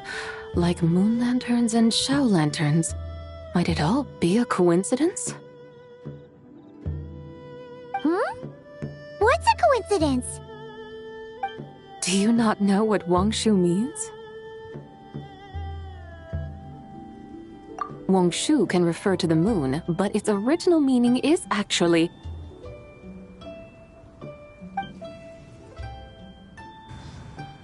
the goddess who rides the bright moon's chariot.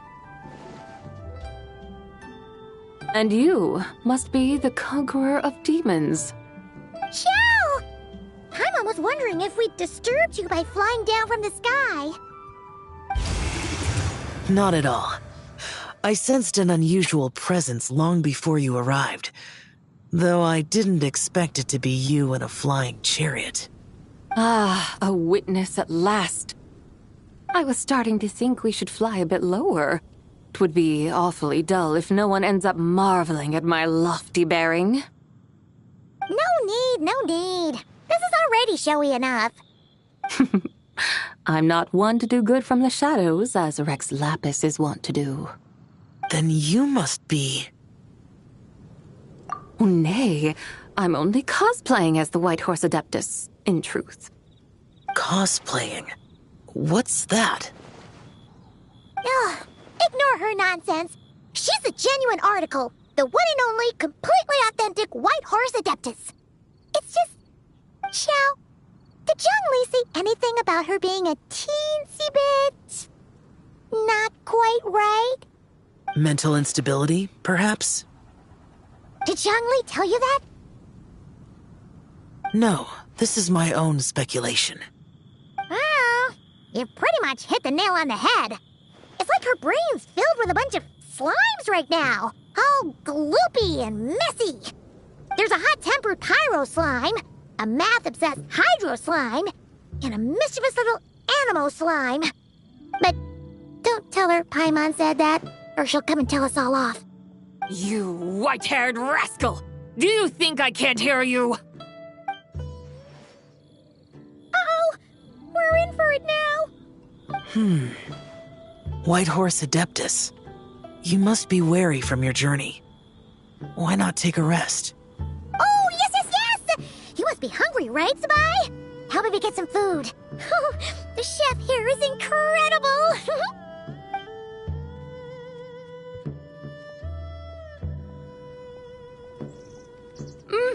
It's so hot! So spicy! Are you okay? Do you want Paimon to get you some water? Don't worry about me. I just need to pace myself.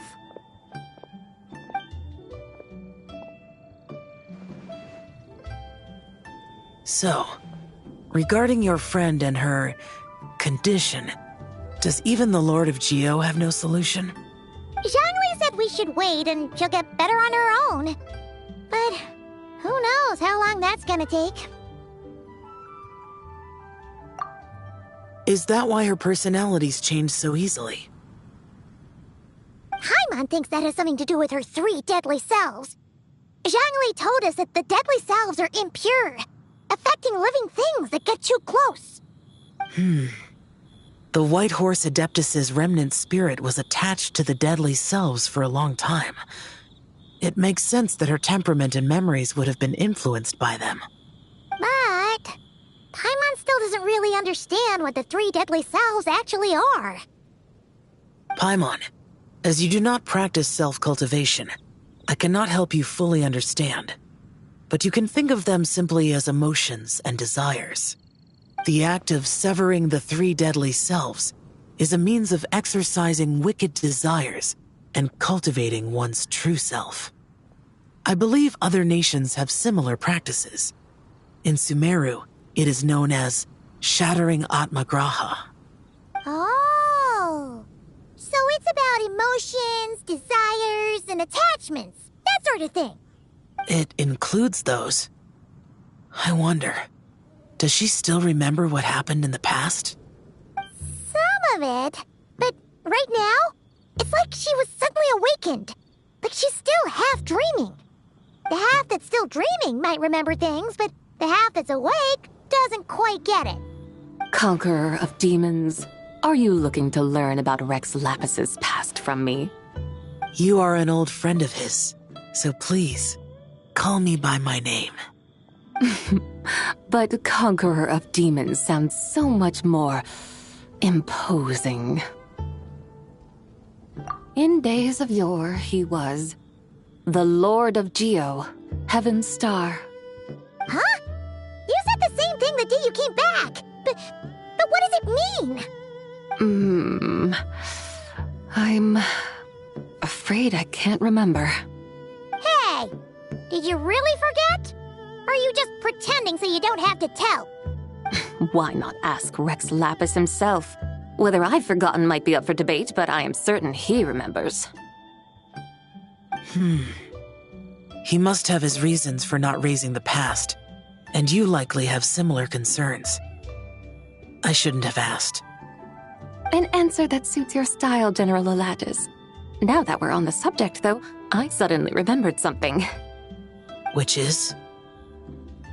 In the distant past, there was a feast, which I attended. I faintly recall the Lord of Geo also being present that day. Oh! And then? What happened? Among the dishes served, there was one that could be found in every household throughout Langan at the start of spring. A dish called Flavor of Spring. I suddenly remembered the recipe for this dish. Is that it? Yes!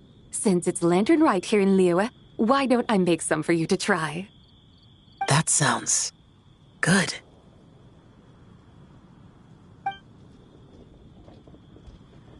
Wow! It might not have been the story Paimon was hoping for, but this looks delicious! The spring breeze stirs. Now is the perfect time to savor this dish. My dutiful guides have gone to great trouble to show me around Liyue, and even the conqueror of demons has graced us with his presence. I feel deeply honored. This flavor of spring is my way of expressing my gratitude. There's no need for such grand words. What's this? Hey! It's that broken jade token from the antiques exhibition! Indeed. This was once an adeptal treasure of mine. I'm amazed it ended up in your hands. Alas, it serves little purpose now in its fractured state. Please, keep it as a memento. Oh, that's a shame. Can't we fix it? This is the way of the world. Once jade is broken, it can never be made whole. Then, what about forging a new one? That is a good point. That it has ended up in your hands must be a message from fate. I could try to craft it into a little trinket for you. One that might prove useful on your journey. Ooh, what sort of trinket? It's just a passing thought, one that will require the right opportunity. I'll think about it more when the time comes. Now that we've had our fill, we should get some rest. Tomorrow we return to Liyue Harbor, where I'll have need of your guidance once more.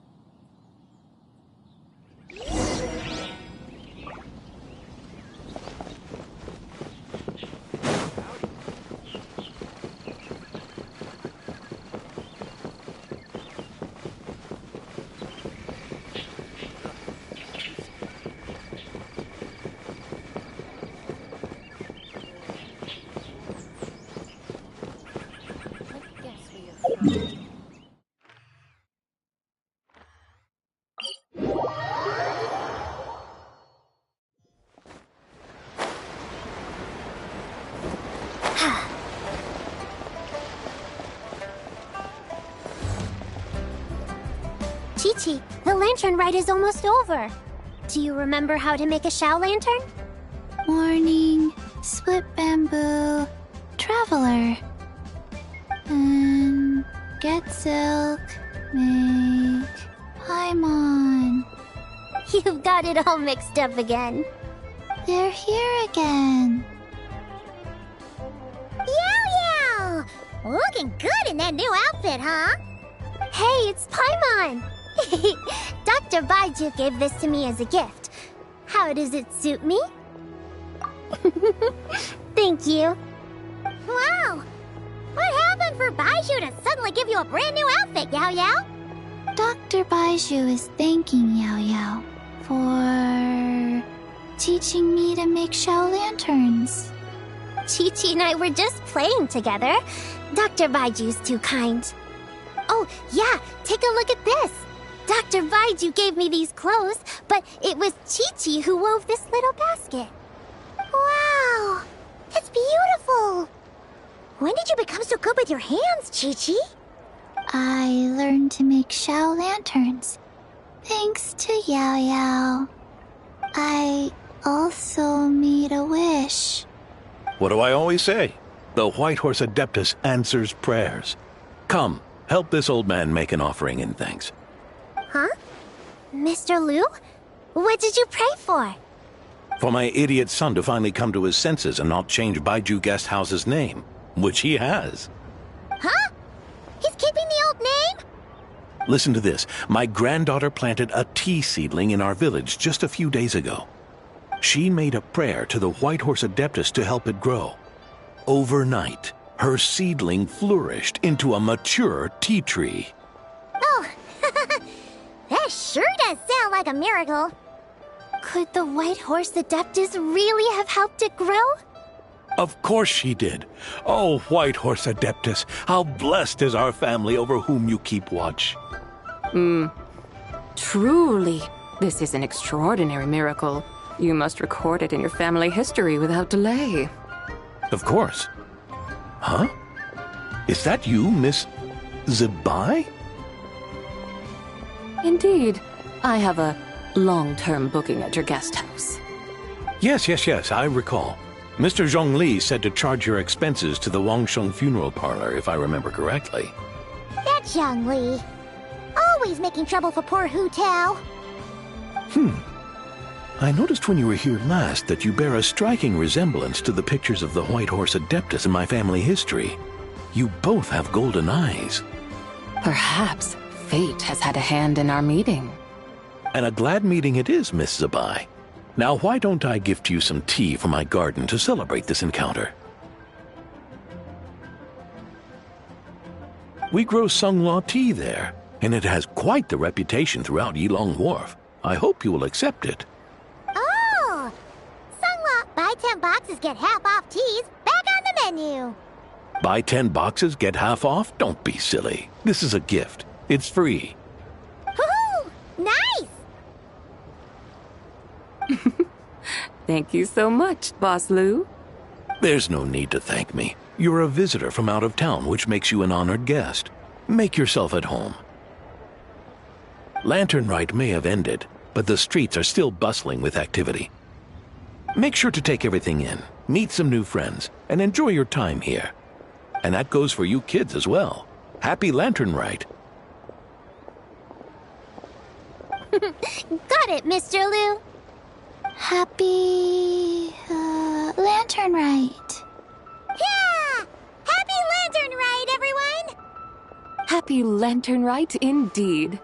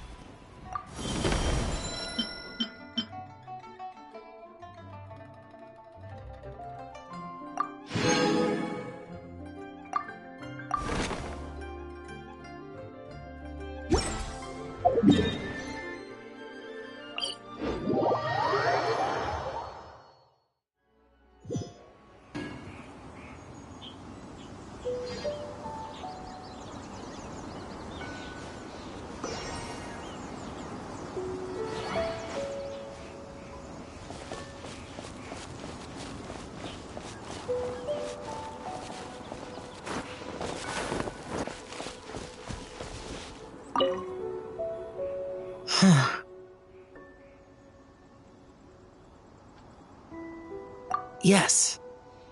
I saved someone from monsters earlier. She was carrying a frame and tools from me as thanks. She also said this type of Xiao Lantern can be modified however you like. So... yes, well... I tried my best.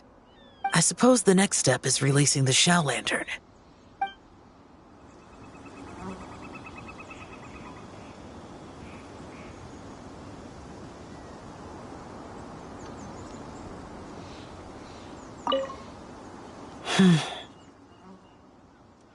Happy Lanternlit to you as well.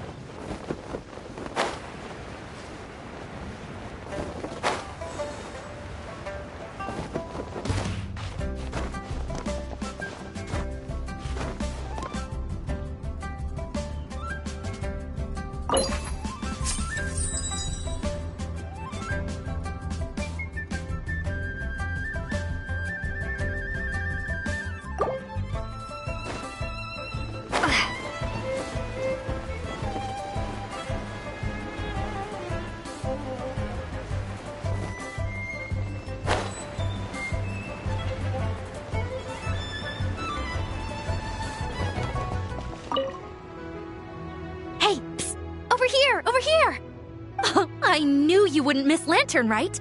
I was wondering when I'd bump into you. No. I can't be working at every lantern right now, can I? I really am here on vacation this time.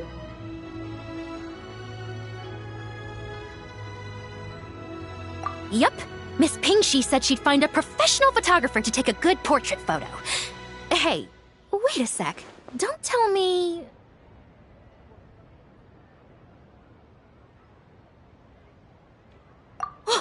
It really is you! That's perfect then! Come on, take my photo. Let's see who's better behind the lens. So, ready to start?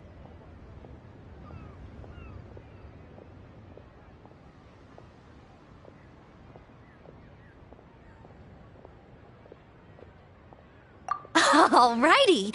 Can't take a picture without posing for the camera, though. Any suggestions, Traveler?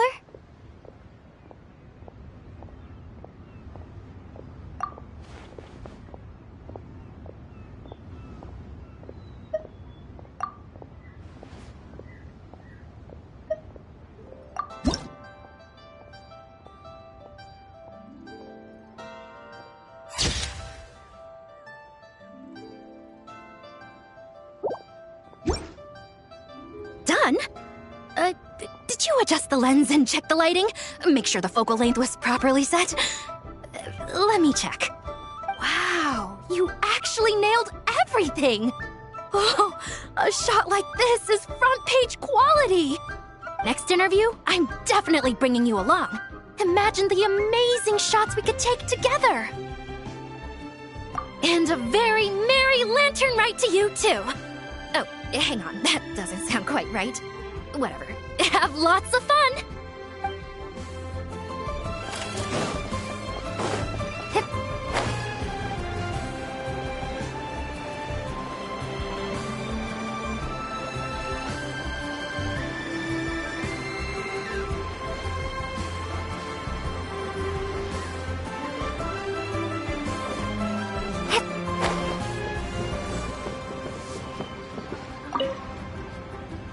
Oh, this is what I get for being impulsive. Making a shower lantern's no joke. Traveler? Oh, ain't that something? It is you! Happy Lanternlit! Yeah, Miss Pingshi gave me the frame, but I designed all the details and made all the ornaments myself. Pretty rad, huh? I even gave Hu Tao a few. Oh, shoot. I totally forgot I promised Hu Tao I'd help her make some shower lanterns, too. I gotta release this one pronto.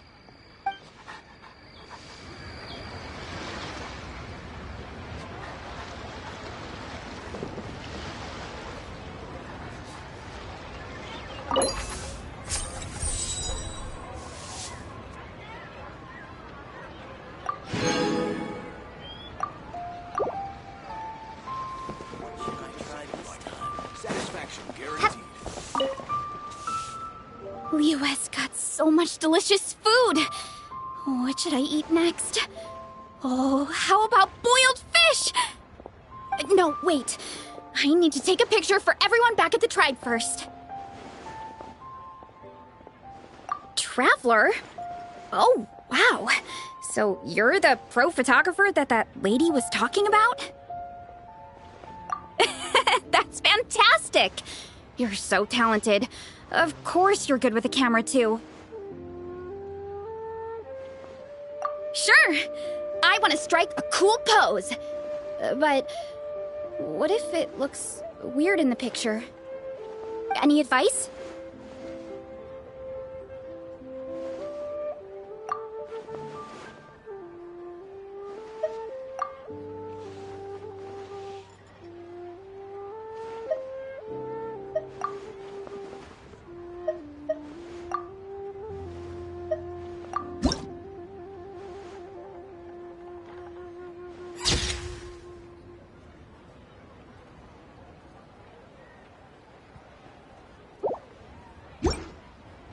Done already?